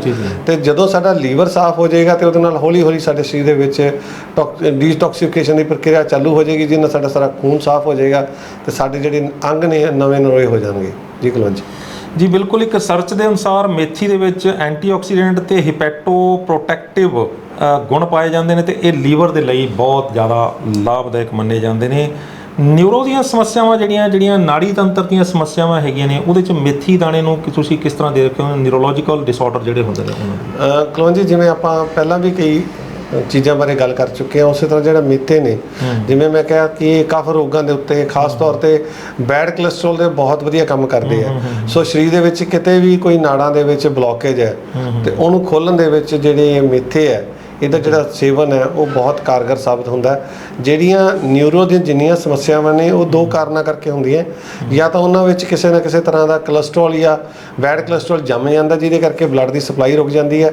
ਦੂਸਰਾ ਆਕਸੀਜਨ ਦੀ ਕਮੀ ਕਰਕੇ, ਜਦੋਂ ਸਰੀਰ ਦੇ ਵਿੱਚ ਆਕਸੀਜਨ ਦੀ ਕਮੀ ਹੁੰਦੀ ਹੈ ਤੇ ਸਾਡਾ ਜਿਹੜਾ ਬ੍ਰੇਨ ਹੈ ਪ੍ਰੋਪਰ ਵਰਕ ਨਹੀਂ ਕਰ ਪਾਉਂਦਾ ਹੈਗਾ। ਸੋ ਉਹਦੀ ਜਿਹੜੀ ਕਾਰਜ ਪ੍ਰਣਾਲੀ ਹੈ ਸਲੋ ਹੋ ਜਾਂਦੀ ਹੈ। ਸੋ ਉਹਨੂੰ ਸੈੱਟ ਕਰਨ ਦੇ ਲਈ ਸਭ ਤੋਂ ਪਹਿਲਾਂ ਜਿਹੜਾ ਖੂਨ ਦੇ ਵਿੱਚ ਸਫਾਈ ਹੁੰਦੀ ਹੈ, ਜਦੋਂ ਤੇ ਜਿਹੜੀਆਂ ਬਰੀਕ ਧਮਨੀਆਂ, ਜਿਹੜੀਆਂ ਵਾਲਾਂ ਤੋਂ ਵੀ ਬਰੀਕ ਨਾੜਾਂ ਹੁੰਦੀਆਂ ਸਾਡੇ ਬ੍ਰੇਨ ਦੇ ਵਿੱਚ ਜਾਂ ਅੱਖਾਂ ਦੇ ਵਿੱਚ ਜਿਹੜੀਆਂ ਬਲੱਡ ਸਪਲਾਈ ਕਰਦੀਆਂ ਨੇ, ਉਹਨਾਂ ਦੇ ਵਿੱਚ ਜਿਹੜੀ ਉਹਦੀ ਕਲੌਟਿੰਗ ਹੈ, ਉਹਦੀ ਜਿਹੜੀ ਸਪਲਾਈ ਹੈ ਉਹਨੂੰ ਪ੍ਰੋਪਰ ਇਹ ਕਰਦਾ ਹੈ। ਤੇ ਦੂਸਰਾ, ਜਦੋਂ ਸਰੀਰ ਦੇ ਵਿੱਚ ਰੇਸ਼ਾ ਖਤਮ ਹੋ ਜਾਂਦਾ, ਸਾਡੇ ਲੰਗਸ ਪ੍ਰੋਪਰ ਆਕਸੀਜਨ ਲੈ ਕੇ ਅੰਦਰ ਜਾਂਦੇ ਨੇ, ਕੰਜ਼ਿਊਮ ਕਰਨੀ ਸ਼ੁਰੂ ਕਰ ਦਿੰਦੇ ਨੇ, ਤੇ ਉਹਦੇ ਨਾਲ ਸਾਡੇ ਸਰੀਰ ਦੇ ਵਿੱਚ ਜਿਹੜੀ ਖੂਨ ਦੇ ਵਿੱਚ ਆਕਸੀਜਨ ਦੀ ਮਾਤਰਾ ਹੈ ਉਹ ਭਰਪੂਰ ਹੋ ਜਾਂਦੀ, ਜਿਹਦੇ ਨਾਲ ਸਾਡੇ ਨਿਊਰੋਲੋਜੀਕਲ ਜਿਹੜੇ ਡਿਸਆਰਡਰ ਨੇ, ਦਿਮਾਗੀ ਜਿਹੜੀਆਂ ਪਰੇਸ਼ਾਨੀਆਂ ਨੇ, ਨੀਂਦ ਨਾ ਆਉਣਾ, ਨੀਂਦਰੀ ਸਮੱਸਿਆ, ਉਹਦੇ ਵਿੱਚ ਵੀ ਬੜਾ ਵਧੀਆ ਕੰਮ ਕਰਦੇ ਨੇ। ਤੁਹਾਨੂੰ ਇੱਕ ਮੈਂ ਫਾਰਮੂਲਾ ਬਜ਼ੁਰਗ ਸਾਡੇ ਕਰਦੇ ਹੁੰਦੇ ਸੀਗੇ ਤੇ ਮੈਂ ਬੜੇ ਗ੍ਰੰਥਾਂ 'ਚ ਵੀ ਦੇਖਿਆ ਕਿ ਮੇਥੇ ਦੇ ਜਿਹੜੇ ਦਾਣੇ ਲੈ ਕੇ ਆ, ਜਿਹੜੇ ਲੋਕਾਂ ਨੂੰ ਨੀਂਦ ਦੀ ਸਮੱਸਿਆ ਹੈ, ਡਿਪਰੈਸ਼ਨ ਕਰਕੇ ਨੀਂਦ ਨਹੀਂ ਆਉਂਦੀ ਹੈਗੀ ਜਾਂ ਅਲੱਗ-ਅਲੱਗ ਗੋਲੀਆਂ ਖਾਂਦੇ ਨੇ, ਉਹਨਾਂ ਨੂੰ ਚਾਹੀਦਾ ਕਿ ਜਿਹੜੇ ਆਹ ਦੋ ਹਿੱਸੇ ਨੇ, ਸਾਡਾ ਅੰਗੂਠੇ ਦੇ ਇਸ ਪਾਸੇ, ਨਹੁੰ ਦੇ ਦੂਜੇ ਪਾਸੇ, ਦੋਨੋਂ ਪਾਸੇ, ਇਸ ਪਾਸੇ 5-5 ਦਾਣੇ ਲੈ ਕੇ ਟੇਪ ਦੇ ਨਾਲ ਉਹਨੂੰ ਬੰਨ੍ਹ ਲੈਣਾ ਤੇ 1 ਘੰਟੇ ਦੇ ਵਿੱਚ ਉਹਨਾਂ ਨੂੰ ਬਹੁਤ ਵਧੀਆ ਨੀਂਦ ਆਏਗੀ, ਡੂੰਘੀ ਨੀਂਦ ਆਏਗੀ ਤੇ ਜਿਹੜੀ ਕਿਸੇ ਵੀ ਦਵਾਈ ਦਾ, ਕੋਈ ਨਸ਼ੇ ਦੇ ਬਿਨਾਂ ਉਹਨਾਂ ਨੂੰ ਨੀਂਦ ਆਏਗੀ। ਜਿਹੜੇ ਇਹ ਪੁਆਇੰਟ ਨੇ ਸਾਡੇ ਬ੍ਰੇਨ ਨਾਲ ਅਟੈਚ ਨੇ, ਜਿਹਦੇ ਕਰਕੇ ਸਾਡੇ ਦਿਮਾਗ ਦੇ ਵਿੱਚ ਜਿਹੜੀ ਤਣਾਅ ਬਣਿਆ ਹੁੰਦਾ, ਜਿਹਨੂੰ ਮਾਨਸਿਕ ਤਣਾਅ ਕਿਹਾ ਜਾਂਦਾ, ਨਾੜਾਂ ਵਿੱਚ ਖਿਚਾਅ ਹੁੰਦਾ, ਉਹਨੂੰ ਰਿਲੈਕਸ ਕਰਨ ਦੇ ਵਿੱਚ ਜਿਹੜੇ 2 ਪੁਆਇੰਟ ਨੇ ਬਹੁਤ ਵਧੀਆ ਕਾਰਗਰ ਕੰਮ ਕਰਦੇ ਨੇ। ਸੋ ਇਹਦੇ ਉੱਤੇ ਤੁਸੀਂ ਇਹਨੂੰ 2 ਜਾਂ 3 ਦਿਨ ਬੰਨੋ ਜਾਂ ਰੋਜ਼ ਨਵੇਂ ਬੰਨ ਲਓ। ਜਦੋਂ ਰਾਤ ਨੂੰ ਸੌਣ ਤੋਂ ਪਹਿਲਾਂ 1 ਹਫ਼ਤਾ ਲਗਾਤਾਰ ਬੰਨਣ ਦੇ ਨਾਲ ਜਿਹੜੀ ਨੀਂਦ ਨਾ ਆਉਣ ਦੀ ਸਮੱਸਿਆ ਹੈ, ਜਾਂ ਬੜੇ ਲੋਕ ਸ਼ਰਾਬ ਦੀ ਲੱਤ ਇਸ ਕਰਕੇ ਨਹੀਂ ਛੱਡ ਪਾਉਂਦੇ ਕਿ ਰਾਤ ਨੂੰ ਸਾਨੂੰ ਨੀਂਦ ਨਹੀਂ ਆਉਂਦੀ ਸ਼ਰਾਬ ਪੀਤੇ ਬਿਨਾਂ। ਸੋ ਉਹ ਲੋਕ ਜਿਹੜੇ ਰੋਜ਼ ਸ਼ਰਾਬ ਪੀਣ ਦੇ ਆਦੀ ਨੇ ਔਰ ਇਸ ਗੱਲ ਕਰਕੇ ਸ਼ਰਾਬ ਨਹੀਂ ਛੱਡਦੇ ਕਿ ਸਾਨੂੰ ਨੀਂਦ ਨਹੀਂ ਆਏਗੀ ਜਾਂ ਅਸੀਂ ਕੋਈ ਐਲੋਪੈਥੀ ਦਵਾਈ ਨਹੀਂ ਲੈਣਾ ਚਾਹੁੰਦੇ ਨੀਂਦ ਵਾਸਤੇ। ਸੋ ਇਹ ਜਿਹੜਾ ਨੁਸਖਾ ਹੈ ਮੈਂ ਬਹੁਤ ਵਾਰ ਅਜਮਾਇਆ ਹੋਇਆ। ਉਹ ਲੋਕ ਆਪਦੇ ਇਹ 2 ਪੁਆਇੰਟ ਜਿਹੜੇ ਅੰਗੂਠੇ ਦੇ ਨਾਲ ਦੋਨੋਂ ਸਾਈਡ 4-4 5-5 ਜਿਹੜੇ ਮੇਥੇ ਦੇ ਦਾਣੇ ਨੇ ਤਾਜ਼ੇ ਬੰਨਣੇ ਆ ਤੇ ਇਹਨੂੰ ਬੰਨ੍ਹ ਕੇ ਤੁਸੀਂ ਰਾਤ ਨੂੰ ਸੌਣ ਤੋਂ ਪਹਿਲਾਂ ਪੈ ਜਾਣਾ। ਇਹਦੇ ਨਾਲ ਤੁਹਾਡੀ ਜਿਹੜੀ ਨੀਂਦ ਦੀ ਸਮੱਸਿਆ ਉਹਦੋਂ ਛੁਟਕਾਰਾ ਮਿਲੇਗਾ ਤੇ ਤੁਹਾਡੀ ਜਿਹੜੀ ਦਿਮਾਗ ਦੀ ਜਿਹੜੀ ਸੋਚਣ ਸ਼ਕਤੀ ਹੈ ਤੇ ਫੈਸਲਾ ਲੈਣ ਦੀ ਜਿਹੜੀ ਸ਼ਕਤੀ ਹੈ ਉਹਦੇ ਵਿੱਚ ਵੀ ਵਾਧਾ ਹੋਏਗਾ। ਜੀ ਕੁਲਵੰਤ ਜੀ। ਬਿਲਕੁਲ ਡਾਕਟਰ ਸਾਹਿਬ, ਜਿਸ ਤਰ੍ਹਾਂ ਕਿ ਆਪਾਂ ਗੱਲ ਕੀਤੀ ਹੈਗੀ ਹੈ, ਤੁਸੀਂ ਇਹ ਆਕੂਪ੍ਰੈਸ਼ਰ ਦੀ ਗੱਲ ਕੀਤੀ ਹੈ, ਜਿਹੜੀ ਇਹ ਦੋਨਾਂ ਪਾਸੇ ਮੇਥੀ ਦਾਣਾ ਲਾਉਣ ਦੀ, ਤੇ ਇਹ ਆਕੂਪ੍ਰੈਸ਼ਰ ਦੇ ਵਿੱਚ ਮੇਥੀ ਦਾਣੇ ਦਾ ਬੜਾ ਵੱਡਾ ਰੋਲ ਮੰਨਿਆ ਜਾਂਦਾ। ਜਦੋਂ ਮੈਗਨੇਟ ਥੈਰੇਪੀ ਜਦੋਂ ਦਿੰਦੇ ਨੇ ਉਹ, ਤੇ ਉਹਦੀ ਜਗ੍ਹਾ ਤੇ ਜੇ ਮੈਗਨੇਟ ਨਾ ਹੋਵੇ ਕਿਸੇ ਕੋਲ ਮੌਜੂਦ ਤਾਂ ਫਿਰ ਉਹ ਮੇਥੀ ਦਾਣਾ ਕਹਿ ਦਿੰਦੇ ਨੇ ਕਿ ਤੁਸੀਂ ਲਾ ਸਕਦੇ ਹੋ। ਮੈਗਨੇਟ ਜਿਹੜਾ ਆਕੂਪ੍ਰੈਸ਼ਰ ਹੈਗਾ ਜੀ, ਆਹ ਬਾਡੀ ਮੰਨੀ ਜਾਂਦੀ ਹੈ। ਜੇਕਰ ਆਪਾਂ ਦੇਖਿਆ ਜਾਵੇ, ਆਹ 2 ਲੱਤਾਂ ਨੇ ਜੀ, ਆਹ 2 ਜਿਹੜੀ ਦੋਨੋਂ ਵਾਲੀਆਂ ਆਹ ਉਂਗਲੀਆਂ ਨੇ, ਇਹਨਾਂ ਨੂੰ ਬਾਹਾਂ ਮੰਨਿਆ ਜਾਂਦਾ ਤੇ ਆਹ ਵਾਲਾ ਹਿੱਸਾ ਜਿਹੜਾ ਅੰਗੂਠੇ ਵਾਲਾ, ਇਸ ਨੂੰ ਉਹ ਸਿਰ ਮੰਨਦੇ ਨੇ। ਤੇ ਇੱਥੇ ਇੱਕ ਕਰਕੇ ਜੇਕਰ ਕਿਸੇ ਨੂੰ ਛਿੱਕਾਂ ਲੱਗੀਆਂ ਹੋਈਆਂ ਨੇ, ਜ਼ੁਕਾਮ ਲੱਗਾ ਤੇ ਆਹ ਹਿੱਸਾ ਜਿਹੜਾ ਉਹ ਨੱਕ ਦਾ ਮੰਨਿਆ ਜਾਂਦਾ। ਤੇ ਜੇਕਰ ਇੱਥੇ ਅਗਰ ਮੇਥੀ ਦਾਣਾ ਬੰਨ ਲਿੱਤਾ ਜਾਵੇ ਤੇ ਬੰਦੇ ਨੂੰ ਛਿੱਕਾਂ ਜ਼ੁਕਾਮ ਠੀਕ ਹੋ ਜਾਣਗੀਆਂ। ਜੇ ਕਿਸੇ ਦਾ ਸਿਰ ਦਰਦ ਹੋ ਰਿਹਾ, ਯਾਨੀ ਇਹ ਫਰੰਟ ਵਾਲਾ ਹਿੱਸਾ ਹੈ ਤੇ ਇਹ ਬੈਕ ਵਾਲਾ ਹਿੱਸਾ ਹੈ, ਤੇ ਜੇਕਰ ਕਿਸੇ ਨੂੰ ਸਿਰ ਦਰਦ ਹੋ ਰਿਹਾ ਤਾਂ ਆਹ ਟੌਪ ਦੇ ਹਿੱਸੇ ਦੇ ਉੱਤੇ ਅਗਰ ਤੁਸੀਂ ਇਹਨੂੰ ਆਕੂਪ੍ਰੈਸ਼ਰ ਕਰੋਗੇ ਤੇ ਇਹਦੇ ਨਾਲ ਬੈਨੀਫਿਟ ਹੋਏਗਾ। ਮੇਥੀ ਦਾਣਾ ਇਹਦੇ ਵਿੱਚ ਕਾਫੀ ਵੱਡਾ ਰੋਲ ਅਦਾ ਕਰਦਾ। ਆਕੂਪ੍ਰੈਸ਼ਰ ਦੇ ਵਿੱਚ ਖਾਸ ਤੌਰ ਤੇ ਮੇਥੀ ਦਾਣੇ ਦੀ ਮਹੱਤਤਾ ਜਿਹੜੀ ਆ ਉਹ ਦਿੱਤੀ ਗਈ ਹੈਗੀ ਆ। ਤੇ ਡਾਕਟਰ ਸਾਹਿਬ ਮੇਥੀ ਦਾਣੇ ਦੇ ਨਾਲ ਕਹਿੰਦੇ ਸਕਿਨ ਦੇ ਰੋਗ ਵੀ ਕਾਫੀ ਠੀਕ ਹੋ ਜਾਂਦੇ ਨੇ, ਕਿਉਂਕਿ ਇਹਦਾ ਲੇਪ ਲੂਪ ਕਾਫੀ ਕੰਮ ਕਰਦਾ ਹੈਗਾ ਜੀ। ਕੁਲਵੰਤ ਜੀ, ਜਿਨ੍ਹਾਂ ਲੋਕਾਂ ਨੂੰ ਡੈਂਡਰਫ ਦੀ ਸਮੱਸਿਆ ਰਹਿੰਦੀ ਹੈ ਜਾਂ ਸੋਰਾਇਸਿਸ ਦੇ ਕਰਕੇ ਜਿਨ੍ਹਾਂ ਲੋਕਾਂ ਦੇ ਸਕਿਨ ਦੇ ਉੱਤੇ ਪਾਪੜੀਆਂ ਬਣ ਜਾਂਦੀਆਂ ਨੇ, ਬਹੁਤ ਵੱਡੇ ਵੱਡੇ ਜ਼ਖਮ ਵੀ ਹੋ ਜਾਂਦੇ ਨੇ, ਸੋ ਉਹਦੇ ਵਿੱਚ ਮੇਥੀ ਦਾਣੇ ਨੂੰ ਭਿਉਂ ਕੇ ਰੱਖਣ ਤੋਂ ਬਾਅਦ 4-5 ਘੰਟੇ ਬਾਅਦ ਉਹਨੂੰ ਪੀਸ ਕੇ ਉਹਦੀ ਜਿਹੜੀ ਪੇਸਟ ਹੈ ਉਹ ਲਗਾਉਣ ਦੇ ਨਾਲ, ਜਿਨ੍ਹਾਂ ਲੋਕਾਂ ਨੂੰ ਡੈਂਡਰਫ ਹੈ ਸਿਰ ਦੇ ਵਿੱਚ, ਉਹ ਲੋਕ ਸਰੋਂ ਤੇਲ ਦੇ ਵਿੱਚ ਮੇਥੀ ਦੇ ਦਾਣਿਆਂ ਦਾ ਪਾਊਡਰ ਜਾਂ ਮੇਥੀ ਦੇ ਦਾਣਿਆਂ ਨੂੰ ਪੀਸ ਕੇ ਜਾਂ ਸਾਬਤ ਪਾ ਕੇ ਉਹਨੂੰ ਜਦੋਂ ਕਾੜ ਲੈਣਗੇ ਤਾਂ ਉਹਦਾ ਜਿਹੜਾ ਤੇਲ ਹੈ ਉਹ ਵੀ ਵਾਲਾਂ ਦੀ ਜੜ੍ਹਾਂ ਦੇ ਵਿੱਚ ਲਗਾਉਣ ਨਾਲ ਸਿਕਰੀ ਖਤਮ ਹੋ ਜਾਂਦੀ ਹੈ। ਇਸੇ ਤਰ੍ਹਾਂ ਦਹੀਂ ਦੇ ਵਿੱਚ ਮੇਥੀ ਦਾ ਪਾਊਡਰ ਜਿਹੜਾ ਜੇ ਮੈਂ ਸ਼ੁੱਧ ਕੀਤਾ ਹੋਇਆ ਪਾਊਡਰ ਹੈ ਜਿਹੜਾ, ਉਹ ਮਿਲਾ ਕੇ ਤੁਸੀਂ ਵਾਲਾਂ ਦੇ ਜੜ੍ਹਾਂ 'ਚ ਲਗਾਉਂਦੇ ਹੋ ਤੇ ਉਹਦੇ ਨਾਲ ਵੀ ਜਿਹੜਾ ਸਿਕਰੀ ਤੋਂ ਨਿਜਾਤ ਪਾਈ ਜਾ ਸਕਦੀ ਹੈ ਜੀ। ਬਿਲਕੁਲ ਜੀ। ਚਮੜੀ ਦੇ ਰੋਗਾਂ ਦੇ ਵਿੱਚ ਜਿਸ ਤਰ੍ਹਾਂ ਮੈਂ ਗੱਲ ਕੀਤੀ ਹੈ, ਚਮੜੀ ਦੇ ਰੋਗਾਂ ਦੇ ਵਿੱਚ ਮੇਥੀ ਦਾਣੇ ਦਾ ਫਾਇਦਾ ਜਿਹੜਾ ਉਹ ਇਦਾਂ ਹੁੰਦਾ ਕਿ ਮੇਥੀ ਦਾ ਲੇਪ ਬਣਾ ਲੈਣਾ ਆਪਾਂ ਨੇ, ਤੇ ਚਮੜੀ ਜਿੱਥੇ ਕਿ ਦਾਦ, ਖਾਜ, ਖੁਜਲੀ, ਐਗਜ਼ੀਮਾ ਵਗੈਰਾ, ਰਿੰਗ ਜਿਹੜਾ ਉਹ ਹੈਗਾ ਵਾਰਮ ਹੈਗਾ, ਉੱਥੇ ਉਹ ਅਗਰ ਰੇਪ ਲਗਾ ਦਿੰਦੇ ਨੇ ਤੇ ਉੱਥੇ ਠੰਡਕ ਵੀ ਪਹੁੰਚਦੀ ਹੈ ਤੇ ਉਸ ਜਗ੍ਹਾ ਦੇ ਉੱਤੇ ਕੁਝ ਚਿਰ ਬਾਅਦ ਉਹ ਸਮੱਸਿਆਵਾਂ ਹੌਲੀ ਹੌਲੀ ਚੱਲੀਆਂ ਵੀ ਜਾਂਦੀਆਂ। ਬਿਲਕੁਲ ਜੀ, ਬਿਲਕੁਲ। ਤੇ ਐਗਜ਼ੀਮਾ ਜਿਹੜਾ ਉਹ ਕਾਫੀ ਜਿਹੜਾ ਆਟੋਇਮਿਊਨ ਡਿਸਆਰਡਰ 'ਚ ਆ ਜਾਂਦਾ, ਰਿੰਗ ਵਾਰਮ ਆਟੋਇਮਿਊਨ ਡਿਸਆਰਡਰ 'ਚ ਆ ਜਾਂਦੇ ਨੇ, ਤੇ ਇਹ ਜਿਹੜੇ ਮਾਡਰਨ ਮੈਡੀਕਲ ਸਾਇੰਸ ਦੇ ਵਿੱਚ ਇਹਦਾ ਕੋਈ ਇਲਾਜ ਨਹੀਂ। ਜੇਕਰ ਆਪਾਂ ਮੇਥੀ ਦੇ ਨਾਲ ਆਪਾਂ ਜੇ ਇਲਾਜ ਕਰ ਲਈਏ ਤੇ ਫਿਰ ਉਹ ਬਹੁਤ ਵਧੀਆ ਚੀਜ਼ ਇਹਦੇ ਸੋਜੇ ਨੂੰ ਕਾਫੀ ਫਾਇਦਾ ਦਿੰਦਾ। ਜੀ ਹਾਂ, ਜਿਵੇਂ ਇਹਦੇ ਵਿੱਚ ਤੁਹਾਨੂੰ ਦੱਸਿਆ ਕਿ ਜਿਹੜਾ ਇਹਦਾ ਕੌੜਾਪਨ ਹੈ, ਕੌੜੇਪਨ ਕਰਕੇ ਜਿਹੜੀ ਸਾਡੀ ਕਿਡਨੀਆਂ ਦੀ ਜਿਹੜੀ ਵਰਕਿੰਗ ਹੈ, ਕਾਰਜ ਪ੍ਰਣਾਲੀ ਹੈ, ਉਹਦੇ ਉੱਤੇ ਬਹੁਤ ਵਧੀਆ ਕੰਮ ਕਰਦੇ, ਜਿਹਦੇ ਕਰਕੇ ਸਾਡੇ ਸਰੀਰ ਦੇ ਵਿੱਚ ਵਾਟਰ ਡਿਟੈਂਸ਼ਨ ਜਦੋਂ ਹੁੰਦੀ ਹੈ, ਸਰੀਰ ਦੇ ਵਿੱਚ ਪਾਣੀ ਵਧਣਾ ਸ਼ੁਰੂ ਹੋ ਜਾਂਦਾ, ਜਿਹਦੇ ਕਰਕੇ ਹੱਥਾਂ ਨੂੰ ਸੋਜ, ਪੈਰਾਂ ਨੂੰ ਸੋਜ, ਡ੍ਰੌਪਸੀ ਵੀ ਕਹਿੰਦੇ ਆਪਾਂ, ਜਲੰਧਰ ਕਹਿੰਦੇ ਉਹਨੂੰ, ਪੇਟ ਦੇ ਵਿੱਚ ਵੀ ਪਾਣੀ ਭਰ ਜਾਂਦਾ ਤੇ ਇਹਦੇ ਕਰਕੇ ਕਈ ਵਾਰ ਫੇਸ ਦੇ ਉੱਤੇ ਵੀ ਸੋਜ ਆ ਜਾਂਦੀ ਹੈ। ਸੋ ਜਦੋਂ ਸਰੀਰ ਦੇ ਵਿੱਚ ਫਾਲਤੂ ਪਾਣੀ ਭਰਦਾ ਹੈ, ਉਹਦੇ ਵਿੱਚ ਵੀ ਮੇਥੀ ਦਾਣੇ ਦਾ ਜਿਹੜਾ ਸੇਵਨ ਹੈ ਉਹ ਸਾਡੀ ਕਿਡਨੀਆਂ ਨੂੰ ਸਾਫ਼ ਕਰਕੇ ਸਰੀਰ ਦੇ ਵਿੱਚ ਜਿਹੜੀ ਫਾਲਤੂ ਪਾਣੀ ਭਰਨ ਦੀ ਸਮੱਸਿਆ ਹੈ ਉਹਨੂੰ ਦੂਰ ਕਰਦਾ ਹੈ ਜੀ। ਕਲੋ ਜੀ, ਬਿਲਕੁਲ ਜੀ। ਮੇਥੀ ਦਾਣੇ ਦੇ ਵਿੱਚ ਐਂਟੀ ਇਨਫਲੇਮੇਟਰੀ ਯਾਨੀ ਸੋਜਨ ਰੋਧੀ ਗੁਣ ਪਾਏ ਜਾਂਦੇ ਨੇ, ਤੇ ਇਹਨਾਂ ਗੁਣਾਂ ਕਾਰਨ ਜਿਹੜਾ ਸੋਜਾ ਜਿਹੜਾ ਇਹਦਾ ਉਤਰ ਜਾਂਦਾ। ਮੇਥੀ ਦੇ ਪੱਤਿਆਂ ਦੇ ਜਾਂ ਫਿਰ ਬੀਜਾਂ ਨੂੰ ਪੀਸ ਕੇ ਲਗਾਉਣ ਦੇ ਨਾਲ ਜਿੱਥੇ ਵੀ ਤੁਹਾਡੇ ਪ੍ਰੋਬਲਮ ਹੈਗੀ ਆ ਉਹਦੇ ਨਾਲ ਸੋਜਾ ਘਟਦਾ ਹੈਗਾ। ਮੇਥੀ ਦੇ ਬੀਜ ਜੌਂ ਦੇ ਆਟੇ ਨੂੰ ਸਿਰਕੇ ਦੇ ਨਾਲ ਪੀਸ ਕੇ ਜੇਕਰ ਮੂੰਹ ਦੇ ਉੱਤੇ, ਗੱਲਾਂ ਦੇ ਉੱਤੇ ਜੇਕਰ ਸੋਜ ਆਈ ਪਈ ਹੈ, ਮੂੰਹ ਦੇ ਉੱਤੇ ਲਗਾਇਆ ਜਾਵੇ ਇਹਦਾ ਲੇਪ, ਤਾਂ ਸੋਜਾ ਜਿਹੜਾ ਇਹਦੇ ਨਾਲ ਘਟ ਜਾਂਦਾ ਹੈਗਾ। ਪਾਚਨ ਤੰਤਰ ਦੇ ਵਿੱਚ ਕਿਸ ਤਰ੍ਹਾਂ ਤੁਸੀਂ ਕਹਿੰਦੇ ਹੋ ਮੇਥੀ ਜਿਹੜੀ ਉਹ ਫਾਇਦਾ ਦੇਗੀ? ਕੁਲਵੰਤ ਜੀ, ਜਿੰਨੇ ਵੀ ਅਚਾਰ ਬਣਦੇ ਨੇ ਜੀ ਸਾਰਿਆਂ ਵਿੱਚ ਮੇਥੇ ਪੈਂਦੇ ਨੇ। ਠੀਕ ਹੈ ਜੀ। ਮੇਥੇ ਦਾ ਜਿਹੜਾ ਕੰਮ ਹੈ ਤੁਸੀਂ ਦੇਖਿਆ ਹੋਣਾ ਕਿ ਉਹ ਹਾਜ਼ਮੇ ਦੇ ਲਈ ਜਿੰਨੇ ਵੀ ਅਚਾਰ ਨੇ ਸਾਡੇ ਹਾਜ਼ਮੇ ਨੂੰ ਵਧਾਉਂਦੇ ਨੇ। ਬਿਲਕੁਲ। ਸਾਡੇ ਸਰੀਰ ਦੇ ਵਿੱਚ ਜਿਹੜੀ ਮੰਦ ਅਗਨੀ ਆ ਉਹਨੂੰ ਪ੍ਰਦੀਪਨ ਕਰਦੇ ਨੇ। ਬਿਲਕੁਲ। ਉਹਦੇ ਲਈ ਜਿਹੜੇ ਅਚਾਰ ਹੈ ਉਹਨਾਂ ਦਾ ਅਵਿਸ਼ਕਾਰ ਕੀਤਾ ਗਿਆ ਸੀਗਾ। ਸੋ ਜਿਹੜੇ ਅਚਾਰ ਨੇ, ਚਾਹੇ ਨਿੰਬੂ ਦਾ ਜਾਂ ਅੰਬ ਦਾ ਅਚਾਰ ਆ, ਉਹਦੇ ਵਿੱਚ ਮੇਥਰੇ ਜ਼ਰੂਰ ਪਾਏ ਜਾਂਦੇ ਨੇ। ਬਿਲਕੁਲ। ਸੋ ਉਹਦਾ ਕਾਰਨ ਹੀ ਇਹ ਹੈ ਤਾਂ ਕਿ ਸਾਡਾ ਜਿਹੜਾ ਡਾਈਜੈਸ਼ਨ ਹੈ ਉਹਨੂੰ ਇੰਪਰੂਵ ਕੀਤਾ ਜਾ ਸਕੇ। ਮੇਥਿਆਂ ਦੇ ਵਿੱਚ ਜਿਹੜੇ ਇਹਦੇ ਬੀਜ ਨੇ ਉਹਦੇ ਵਿੱਚ ਜਿਵੇਂ ਤੁਹਾਨੂੰ ਮੈਂ ਦੱਸਿਆ ਕਿ ਜਿਵੇਂ ਇਹ ਭੁੱਖ ਘਟਾਉਂਦੇ ਨੇ, ਉਹਦਾ ਕਾਰਨ ਹੈ ਕਿ ਇਹਦੇ 'ਚ ਫਾਈਬਰ ਦੀ ਮਾਤਰਾ ਬਹੁਤ ਜ਼ਿਆਦਾ। ਜਿਹੜੀ ਚੀਜ਼ 'ਚ ਫਾਈਬਰ ਜ਼ਿਆਦਾ ਹੋਏਗਾ ਉਹ ਸਾਡੇ ਅੰਤੜੀਆਂ ਨੂੰ, ਸਾਡੇ ਲੀਵਰ ਨੂੰ ਸਾਫ਼ ਕਰਨ ਦੇ ਵਿੱਚ ਸਹਾਇਕ ਹੁੰਦਾ ਹੈ। ਸਾਡੇ ਜਿਹੜੇ ਲੋਕ ਡਾਇਬਟੀਜ਼ ਦੇ ਸ਼ਿਕਾਰ ਨੇ, ਸਰੀਰ ਦੇ ਵਿੱਚ ਇਨਸੂਲਿਨ ਲੱਗਣ ਕਰਕੇ ਉਹਨਾਂ ਸਰੀਰ ਦੇ ਵਿੱਚ ਅਲੱਗ-ਅਲੱਗ ਜਗ੍ਹਾ ਤੇ ਜ਼ਖਮ ਹੋ ਜਾਂਦੇ ਨੇ ਤੇ ਵਾਰ-ਵਾਰ ਉਹਨਾਂ ਨੂੰ ਕਈ ਵਾਰ ਡਾਇਲਸਿਸ ਦੇ ਲਈ ਵੀ ਜਾਣਾ ਪੈਂਦਾ। ਡਾਇਲਸਿਸ ਦੇ ਰੋਗੀਆਂ ਨੂੰ ਵੀ ਜਦੋਂ ਲੋਕ ਇਹਦਾ ਬੀਜਾਂ ਦਾ ਜਿਹੜਾ ਪਾਣੀ ਪੀਣ ਦੇ ਨਾਲ 3 ਤੋਂ 6 ਮਹੀਨੇ ਵਿੱਚ ਡਾਇਲਸਿਸ ਰੋਗ ਵੀ ਖਤਮ ਹੋ ਜਾਂਦਾ। ਤੇ ਇਹਦੇ ਨਾਲ ਡਾਇਲਸਿਸ ਜਿਹੜਾ ਰੋਗ ਹੈ ਉਹ ਹੋਣ ਦਾ ਕਾਰਨ ਸਾਡਾ ਲੀਵਰ ਹੈ। ਬਿਲਕੁਲ। ਸਾਡਾ ਡਾਈਜੈਸ਼ਨ ਹੈ। ਜਦੋਂ ਸਾਡਾ ਡਾਈਜੈਸ਼ਨ ਇੰਪਰੂਵ ਹੋ ਜਾਏਗਾ ਤੇ ਉਹਦੇ ਨਾਲ ਜਿਹੜੀ ਹੈ ਕਿਡਨੀ ਦੀ ਜਿਹੜੀ ਸਮੱਸਿਆ ਉਹਦੇ ਤੋਂ ਵੀ ਸਾਨੂੰ ਨਿਜਾਤ ਮਿਲ ਜਾਏਗੀ ਜੀ। ਬਿਲਕੁਲ ਜੀ। ਡਾਕਟਰ ਸਾਹਿਬ, ਜਿਸ ਤਰ੍ਹਾਂ ਤੁਸੀਂ ਅਕਸਰ ਕਹਿੰਦੇ ਹੈਗੇ ਹੋ ਕਿ ਆਪਣੇ ਸਰੀਰ ਦੇ ਵਿੱਚ ਜਦੋਂ ਆਪਾਂ ਖਾਣਾ ਖਾਂਦੇ ਹਾਂ ਤਾਂ 7 ਧਾਤਾਂ ਬਣਦੀਆਂ ਨੇ, ਰਸ, ਰਕਤ, ਮਾਸ, ਮੇਦ, ਅਸਥੀ, ਮੱਜਾ, ਸ਼ੁਕਰ ਜਿਹੜੇ ਨੇ। ਤੇ ਰਸ ਜਿਹੜਾ ਸਭ ਤੋਂ ਪਹਿਲਾਂ ਜਿਹੜਾ ਉਹਦਾ ਸਟਾਰਟਿੰਗ ਹੁੰਦੀ ਹੈ, ਜਿਹਦੇ ਨਾਲ ਅੰਦਰੋਂ ਖਾਣੇ ਤੋਂ ਰਸ ਬਣਦਾ ਹੈ। ਰਸ ਤੋਂ ਫਿਰ ਅੱਗੇ ਖੂਨ ਬਣਦਾ, ਖੂਨ ਤੋਂ ਬਾਅਦ ਮਾਸਪੇਸ਼ੀਆਂ ਬਣਦੀਆਂ ਨੇ, ਫਿਰ ਅੱਗੇ ਚੱਲ ਕੇ ਜਿਹੜਾ ਉਹਦੇ ਜਿਹੜੀ ਚਰਬੀ ਬਣਦੀ ਹੈ, ਫਿਰ ਹੱਡੀ ਬਣਦੀ ਹੈ। ਇਸ ਤਰ੍ਹਾਂ ਅੱਗੇ ਕਰਦੇ ਕਰਦੇ ਐਂਡ ਧਾਤ ਜਿਹੜੀ ਆ ਸਪਰਮ ਬਣਦੇ ਹੈਗੇ ਨੇ। ਤੇ ਜੇਕਰ ਆਪਣਾ ਰਸ ਹੀ ਜਿਹੜਾ ਉਹ ਸਹੀ ਢੰਗ ਨਾਲ ਨਹੀਂ ਬਣਿਆ, ਲੀਵਰ ਨੇ ਰਸ ਸਹੀ ਢੰਗ ਨਾਲ ਨਹੀਂ ਬਣਾਇਆ, ਤੇ ਫਿਰ ਸਾਰੇ ਧਾਤਾਂ ਅੰਦਰ ਵਿਗੜ ਜਾਂਦੀਆਂ ਨੇ ਤੇ ਫਿਰ ਅੱਗੇ ਜਾ ਕੇ ਕੰਮ ਖਰਾਬ ਬਣ ਜਾਂਦਾ ਹੈ। ਤੇ ਰਸ ਨੂੰ ਠੀਕ ਕਰਨ ਲਈ ਲੀਵਰ ਠੀਕ ਹੋਣਾ ਚਾਹੀਦਾ ਹੈ। ਲੀਵਰ ਜਿਹੜਾ ਉਹ ਪਾਚਨ ਤੰਤਰ ਜੇ ਠੀਕ ਹੋਏਗਾ, ਲੀਵਰ ਠੀਕ ਹੋਏਗਾ, ਕਬਜ਼ ਨਹੀਂ ਹੋਏਗੀ ਉਹਦੇ ਨਾਲ, ਤੇ ਇਹ ਸਾਰੀਆਂ ਚੀਜ਼ਾਂ ਇੱਕ ਸਿਸਟਮ ਦੇ ਨਾਲ ਹੁੰਦੀਆਂ ਨੇ। ਇੱਕ ਜਿਹੜੀ ਚੀਜ਼ ਹੈਗੀ ਹੈ ਜੀ ਹਾਈ ਬੀਪੀ ਜਾਂ ਲੋ ਬੀਪੀ, ਇਹ ਵੀ ਦੱਸ ਦਿਓ। ਕੁਲਵੰਤ ਜੀ, ਜਿਵੇਂ ਤੁਹਾਨੂੰ ਦੱਸਿਆ ਕਿ ਸਾਡੀਆਂ ਧਮਨੀਆਂ ਨੂੰ ਇਹ ਸਾਫ਼ ਕਰ ਦਿੰਦਾ ਹੈ। ਜਿਹੜਾ ਜੰਮਿਆ ਹੋਇਆ ਬੈਡ ਕੋਲੇਸਟ੍ਰੋਲ ਹੈ ਉਹ ਸਾਡੀਆਂ ਰਕਤ ਵਾਹਿਨੀਆਂ ਦੇ ਵਿੱਚੋਂ ਇਹ ਦੂਰ ਕਰ ਦਿੰਦਾ ਹੈ, ਜਿਹਦੇ ਕਰਕੇ ਸਾਡੇ ਹਾਰਟ ਨੂੰ ਖੂਨ ਦੀ ਪ੍ਰੋਪਰ ਸਪਲਾਈ ਸ਼ੁਰੂ ਹੋ ਜਾਂਦੀ ਹੈ। ਜਦੋਂ ਸਾਡੇ ਸਰੀਰ ਦੇ ਵਿੱਚ ਹਾਈ ਬੀਪੀ ਜਾਂ ਲੋ ਬੀਪੀ ਦੀ ਸਮੱਸਿਆ ਆਉਂਦੀ ਹੈ, ਉਹਦਾ ਦੋ ਕਾਰਨ ਹੁੰਦੇ, ਜਾਂ ਤਾਂ ਸਾਡੇ ਬੋਡੀ ਦੇ ਵਿੱਚ ਬਲੱਡ ਸਰਕੂਲੇਸ਼ਨ ਬਹੁਤ ਸਲੋ ਹੋ ਜਾਂਦਾ ਹੈ ਲੋ ਬੀਪੀ ਕਰਕੇ, ਉਹਦੇ ਕਰਕੇ ਖੂਨ ਜਿਹੜਾ ਸਾਡਾ ਬੀਪੀ ਉਹ ਲੋ ਹੋਣਾ ਸ਼ੁਰੂ ਹੋ ਜਾਂਦਾ, ਤੇ ਹਾਈ ਪ੍ਰੈਸ਼ਰ ਦਾ ਕਾਰਨ ਹੁੰਦਾ ਸਾਡੇ ਧਮਨੀਆਂ ਦੇ ਵਿੱਚ ਜਿਹੜਾ ਉਹ ਜਦੋਂ ਕੋਲੇਸਟ੍ਰੋਲ ਜੰਮ ਜਾਂਦਾ।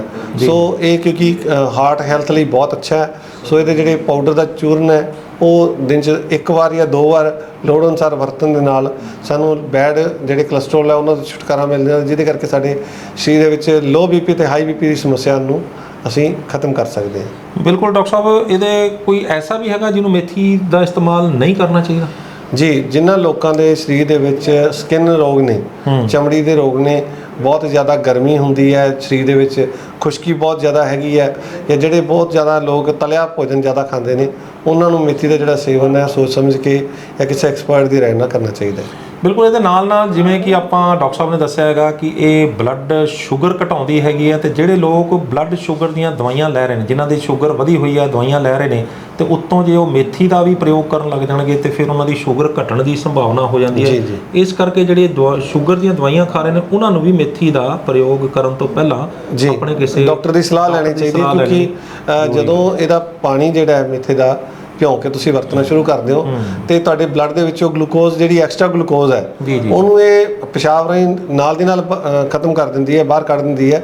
ਸੋ ਇਹਦੇ ਕਰਕੇ ਜਿਹੜਾ ਤੁਹਾਡਾ ਸ਼ੂਗਰ ਦਾ ਲੈਵਲ ਹੈ ਉਹ ਕੁਝ ਦਿਨਾਂ 'ਚ ਨਾਰਮਲ ਆ ਜਾਂਦਾ ਹੈ। ਸੋ ਜਦੋਂ ਵੀ ਅਸੀਂ ਕਿਸੇ ਪੇਸ਼ੈਂਟ ਨੂੰ ਇਹ ਨੁਸਖਾ ਦੱਸਦੇ ਹਾਂ ਤੇ ਉਹਨੂੰ ਇਹ ਗੱਲ ਕਹਿੰਦੇ ਹਾਂ ਕਿ ਜਿਹੜੀ ਤੁਹਾਡਾ ਸ਼ੂਗਰ ਦੀ ਰਿਪੋਰਟ ਹੈ ਲੈਬ ਤੋਂ ਜਾ ਕੇ ਕਰਵਾਓ, ਤੇ ਦਿਨ ਦੇ ਵਿੱਚ 2 ਵਾਰ ਸ਼ੂਗਰ ਆਪਦੀ ਚੈੱਕ ਕਰੋ, ਖਾਣਾ ਖਾਣ ਤੋਂ ਅੱਧਾ ਘੰਟਾ ਪਹਿਲਾਂ ਤੇ 1.5 ਘੰਟਾ ਬਾਅਦ, ਜਦੋਂ ਤੁਸੀਂ ਦਵਾਈਆਂ ਦੇ ਨਾਲ ਨਾਲ ਮੇਥੇ ਦਾ ਪਾਣੀ ਜਾਂ ਮੇਥੇ ਦੇ ਦਾਣਿਆਂ ਦਾ ਸੇਵਨ ਕਰ ਰਹੇ ਹੋ।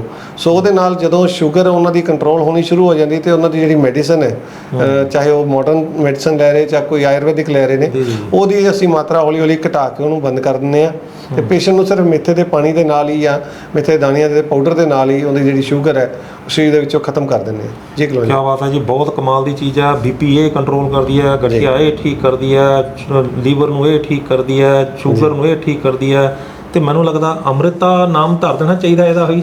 ਜੀ ਜੀ ਜੀ ਜੀ, ਆਯੁਰਵੇਦ ਦੇ ਵਿੱਚ ਬੜੀਆਂ ਜਿਹੜੀਆਂ ਦਵਾਈਆਂ ਨੇ, ਜੜੀਆਂ ਬੂਟੀਆਂ ਨੇ, ਜਿਹੜੀਆਂ ਸਾਨੂੰ ਸਾਡੇ ਘਰ ਦੇ ਵਿੱਚ ਹੀ ਮਿਲ ਜਾਂਦੀਆਂ ਨੇ, ਤੇ ਉਹਦੇ ਨਾਲ ਅਸੀਂ ਹਜ਼ਾਰਾਂ ਬਿਮਾਰੀਆਂ ਦਾ ਇਲਾਜ ਕਰ ਸਕਦੇ ਹਾਂ। ਸਾਡੇ ਘਰ ਦੇ ਵਿੱਚ ਰਸੋਈ ਦੇ ਵਿੱਚ ਉਹ ਚੀਜ਼ਾਂ ਤਾਂ ਐਡ ਕੀਤੀਆਂ ਗਈਆਂ ਸੀਗੀਆਂ ਪੁਰਾਣੇ ਜ਼ਮਾਨੇ 'ਚ, ਤਾਂ ਕਿ ਸਾਨੂੰ ਥੋੜ੍ਹੀ ਮਾਤਰਾ 'ਚ ਲੈਣ ਦੇ ਨਾਲ ਜਿੰਨੇ ਵੀ ਸਾਡੇ ਸਰੀਰ ਦੇ ਵਿੱਚ ਪੋਸ਼ਕ ਤੱਤ ਚਾਹੀਦੇ ਨੇ ਜਾਂ ਜਿੰਨੀ ਡੀਟੌਕਸੀਫਿਕੇਸ਼ਨ ਹੋਣੀ ਚਾਹੀਦੀ ਹੈ ਉਹ ਸਾਡੇ ਖਾਣੇ ਦੇ ਰੂਪ 'ਚ ਹੀ ਹੁੰਦੀ ਰਹੇ। ਸੋ ਕਿਤੇ ਨਾ ਕਿਤੇ ਅਸੀਂ ਅੱਜ ਕੱਲ੍ਹ ਜਿਵੇਂ ਆਪਦੇ ਖਾਣੇ ਬਦਲ ਲਏ ਨੇ ਤੇ ਉਹਦੇ ਕਰਕੇ ਬਿਮਾਰੀਆਂ ਦਾ ਸਾਡੇ ਚਾਰੇ ਪਾਸੇ ਘੇਰਾ ਪੈ ਚੁੱਕਿਆ। ਸੋ ਉਸ ਚੱਕਰਵਿਊ 'ਚੋਂ ਬਾਹਰ ਨਿਕਲਣ ਵਾਸਤੇ ਸਾਨੂੰ ਇਹਨਾਂ ਜਿਹੜੀਆਂ ਜੜੀਆਂ ਬੂਟੀਆਂ ਜਾਂ ਜਿਹੜੀਆਂ ਚੀਜ਼ਾਂ, ਜਿਹੜੇ ਮਸਾਲੇ ਨੇ, ਅਸੀਂ ਤੁਹਾਡੇ ਅੱਗੇ ਇਹ ਚੀਜ਼ਾਂ ਪੇਸ਼ ਕਰਦੇ ਹਾਂ। ਉਹਦਾ ਸਿਰਫ ਮਕਸਦ ਸਿਰਫ ਇਹੀ ਹੈ ਕਿ ਇਹਨਾਂ ਚੀਜ਼ਾਂ ਨੂੰ ਵਰਤ ਕੇ ਅਸੀਂ ਆਪਦੇ ਸਰੀਰ ਦੇ ਵਿੱਚ ਬਿਮਾਰੀਆਂ ਨੂੰ ਦੂਰ ਕਰ ਸਕੀਏ ਤੇ ਵੱਧ ਤੋਂ ਵੱਧ ਆਪਦੀ ਸਿਹਤ ਨੂੰ ਤੇ ਆਪਦੇ ਪਰਿਵਾਰ ਦੀ ਸਿਹਤ ਨੂੰ ਅਸੀਂ ਤੰਦਰੁਸਤ ਕਰ ਸਕੀਏ। ਔਰ ਇਸ ਵੀਡੀਓ ਰਾਹੀਂ ਵੀ ਸਾਡਾ ਇਹੀ ਮਕਸਦ ਹੁੰਦਾ ਕਿ ਲੋਕਾਂ ਦੀ ਜਿਹੜੀ ਜਾਣਕਾਰੀ ਹੈ ਉਹ ਵਧਾਈਏ, ਤਾਂ ਕਿ ਲੋਕ ਵੱਧ ਤੋਂ ਵੱਧ ਤੰਦਰੁਸਤ ਹੋ ਸਕਣ। ਜਿਸ ਤਰ੍ਹਾਂ ਕੁਲਵੰਤ ਜੀ ਸਪੈਸ਼ਲ ਟਾਈਮ ਕੱਢ ਕੇ ਇੱਥੇ ਮੇਰੇ ਕੋਲ ਆਉਂਦੇ ਨੇ ਜਾਂ ਅਸੀਂ ਟਾਈਮ ਕੱਢ ਕੇ ਵੀਡੀਓ ਬਣਾਉਂਦੇ ਹਾਂ, ਸੋ ਸਾਡਾ ਫਰਜ਼ ਜੋ ਅਸੀਂ ਨਿਭਾ ਦਿੰਦੇ ਹਾਂ, ਤੇ ਇਸ ਤੋਂ ਬਾਅਦ ਤੁਹਾਡਾ ਫਰਜ਼ ਸ਼ੁਰੂ ਹੋ ਜਾਂਦਾ ਹੈ। ਜਿਹੜੇ ਵੀ ਦਰਸ਼ਕ ਦੇਖਦੇ ਨੇ ਬਹੁਤ ਪਿਆਰ ਕਰਦੇ ਨੇ, ਇਸ ਵੀਡੀਓ ਨੂੰ ਵੱਧ ਤੋਂ ਵੱਧ ਸ਼ੇਅਰ ਕਰਿਆ ਕਰੋ ਤਾਂ ਕਿ ਵੱਧ ਤੋਂ ਵੱਧ ਲੋਕਾਂ ਦਾ ਭਲਾ ਹੋ ਸਕੇ। ਬਹੁਤ ਬਹੁਤ ਧੰਨਵਾਦ ਜੀ। ਜੀ ਸ਼ੁਕਰੀਆ ਡਾਕਟਰ ਸਾਹਿਬ। ਤੇ ਸਾਡਾ ਮਕਸਦ ਇਹੀ ਹੈ ਕਿ ਆਪਾਂ ਘਰ ਬੈਠੇ ਹੀ ਜਿਹੜੇ ਸਾਡੇ ਲੋਕ ਨੇ, ਸਾਡੇ ਪਿਆਰੇ ਨੇ, ਸਾਡੇ ਵਿਊਅਰਸ ਨੇ, ਉਹਨਾਂ ਨੂੰ ਅਸੀਂ ਘਰ ਬੈਠੇ ਹੀ ਇਲਾਜ ਦਈਏ ਤਾਂ ਕਿ ਜਿਹੜੇ ਉਹ ਮਹਿੰਗੇ ਇਲਾਜਾਂ ਤੋਂ ਬਚਣ, ਆਪਣੀ ਲੁੱਟ ਕਰਾਉਣ ਤੋਂ ਬਚਣ। ਕਿਉਂਕਿ ਅੱਜ ਦਾ ਜਿਹੜਾ ਸਮਾਜ ਦੇ ਵਿੱਚ ਜਿਹੜੇ ਲੋਕ ਵਿਚਰ ਰਹੇ ਨੇ ਉਹਨਾਂ ਦਾ ਜ਼ਿਆਦਾਤਰ ਪੈਸਾ ਜਿਹੜਾ ਉਹ ਦਵਾਈਆਂ ਉੱਤੇ ਜਾ ਰਿਹਾ, ਤੇ ਦਵਾਈਆਂ ਦੇ ਉੱਤੇ ਪੈਸਾ ਜਿਹੜਾ ਜਾਂਦਾ ਹੋਇਆ ਉਹ ਬਹੁਤ ਸਾਰੀਆਂ ਚੀਜ਼ਾਂ ਖਤਮ ਕਰ ਜਾਂਦਾ, ਕਿਉਂਕਿ ਕਮਾਈ ਜਿਹੜੀ ਉਹ ਘੱਟ ਹੈ। ਘਰ ਦੇ ਵਿੱਚ 5 ਜੀਆਂ ਦੇ ਵਿੱਚੋਂ 3 ਬਿਮਾਰ ਨੇ, ਤੇ ਜੇਕਰ ਇੱਕ ਬੰਦਾ ਉਹਨਾਂ ਦੀ ਦੇਖਭਾਲ ਵਾਸਤੇ ਲੱਗ ਜਾਏਗਾ, ਜੀ। ਇੱਕ ਬੰਦਾ ਕਮਾਏਗਾ, ਤੇ ਫਿਰ ਇਹ ਸਾਰਾ ਦਾ ਸਾਰਾ ਸਿਸਟਮ ਜਿਹੜਾ ਉਹ ਵਿਗੜ ਜਾਏਗਾ ਵਿਗੜ ਜਾਏਗਾ। ਤੇ ਉਹ ਸਾਰਾ ਦਾ ਸਾਰਾ ਪੈਸਾ ਫਿਰ ਉਹ ਅੱਗੇ ਜਦੋਂ ਜਾਇਦਾਦ ਵਿਕ ਕੇ ਵੀ ਜਿਹੜਾ ਉਹ ਇਨਸਾਨ ਨੂੰ, ਆਪਣੇ ਪਿਆਰੇ ਨੂੰ ਨਹੀਂ ਬਚਾ ਸਕਦਾ। ਜੀ। ਬਹੁਤ ਬਹੁਤ ਧੰਨਵਾਦ ਜੀ। ਉਮੀਦ ਕਰਦੇ ਹਾਂ ਕਿ ਤੁਸੀਂ ਇਸ ਤਰ੍ਹਾਂ ਦੀਆਂ ਜਾਣਕਾਰੀਆਂ ਅਕਸਰ ਲੈ ਕੇ ਆਉਂਦੇ ਰਹੋਗੇ ਤੇ ਸਾਡੇ ਜਿਹੜੇ ਪਿਆਰੇ ਨੇ ਉਹ ਇਹੋ ਜਿਹੀਆਂ ਜਾਣਕਾਰੀਆਂ ਨੂੰ ਅੱਗੇ ਸ਼ੇਅਰ ਕਰਦੇ ਰਹਿਣਗੇ। ਜੇ ਤੁਹਾਨੂੰ ਸਮਾਜ ਦੇ ਵਿੱਚ ਸਾਰਿਆਂ ਨਾਲ ਪਿਆਰ ਹੈ, ਜੇ ਤੁਹਾਨੂੰ ਲੱਗਦਾ ਕਿ ਅਸੀਂ ਵਾਕਈ ਹੀ ਇਸ ਸਮਾਜ ਦਾ ਭਲਾ ਕਰਨ ਲਈ ਇਹ ਕੰਮ ਕਰ ਰਹੇ ਹਾਂ ਤੇ ਕਿਸੇ ਦਾ ਬੈਨੀਫਿਟ ਇਸ ਨਾਲ ਹੋ ਜਾਏਗਾ, ਤੇ ਕਿਰਪਾ ਕਰਕੇ ਇਸ ਵੀਡੀਓ ਨੂੰ ਜ਼ਿਆਦਾ ਤੋਂ ਜ਼ਿਆਦਾ ਸ਼ੇਅਰ ਕਰ ਦਿਓ। ਤੁਹਾਡਾ ਬਹੁਤ ਬਹੁਤ ਧੰਨਵਾਦ, ਸ਼ੁਕਰੀਆ। ਮਿਹਰਬਾਨੀ। ਸੋ ਫਿਰ ਬੇਨਤੀ ਹੈ ਜੀ, ਵੀਡੀਓ ਨੂੰ ਵੱਧ ਤੋਂ ਵੱਧ ਸ਼ੇਅਰ ਕਰੋ। ਜਿੰਨਾ ਸ਼ੇਅਰ ਕਰੋਗੇ ਕਿਸੇ ਨਾ ਕਿਸੇ ਦਾ ਭਲਾ ਜ਼ਰੂਰ ਕਰੇਗਾ। ਕੀ ਪਤਾ ਜਿਹੜੇ ਸਵਾਲ ਮੈਂ ਡਾਕਟਰ ਸਾਹਿਬ ਨੂੰ ਪੁੱਛੇ ਹੋਣ, ਕੀ ਪਤਾ ਜਿਹੜੇ ਉੱਤਰ ਡਾਕਟਰ ਸਾਹਿਬ ਨੇ ਆਪਣੇ ਕੋਲੋਂ ਦਿੱਤੇ ਹੋਣ, ਉਹ ਮੇਰੇ ਤੋਂ ਇਲਾਵਾ, ਤੁਹਾਡੇ ਤੋਂ ਇਲਾਵਾ ਕਿਸੇ ਹੋਰ ਦੇ ਕੰਮ ਦੇ ਵੀ ਹੋਣ। ਤੇ ਜੇਕਰ ਤੁਹਾਡੀ ਸ਼ੇਅਰ ਕੀਤੀ ਹੋਈ ਵੀਡੀਓ ਇੱਕ ਬੰਦੇ ਨੇ ਵੀ ਖੋਲ੍ਹ ਕੇ ਵੇਖ ਲਈ ਤੇ ਉਹ ਉਸ ਤੋਂ ਲਾਹਾ ਲੈ ਗਿਆ, ਫਾਇਦਾ ਲੈ ਗਿਆ, ਤਾਂ ਅਸੀਂ ਸਮਝਾਂਗੇ ਕਿ ਇਸ ਵੀਡੀਓ ਨੂੰ ਬਣਾਉਣ ਦਾ ਮਕਸਦ ਵੀ ਕਾਮਯਾਬ ਰਿਹਾ। ਸਾਡੇ channel News Asia Punjabi, News Asia Hindi, Awaaze Punjab, Facebook page News Asia Punjabi ਤੇ Facebook page News Asia Hindi ਨੂੰ ਲਾਈਕ, ਸਬਸਕ੍ਰਾਈਬ ਤੇ ਫੋਲੋ ਕਰਨਾ ਨਾ ਭੁੱਲਿਓ। ਅਗਲੀ ਵਾਰ ਫਿਰ ਹਾਜ਼ਰ ਹੋਵਾਂਗੇ ਇੱਕ ਨਵੇਂ ਮੁੱਦੇ, ਇੱਕ ਨਵੇਂ ਮਹਿਮਾਨ ਦੇ ਨਾਲ। ਉਦੋਂ ਤੱਕ ਮੈਨੂੰ ਦਿਓ ਇਜਾਜ਼ਤ।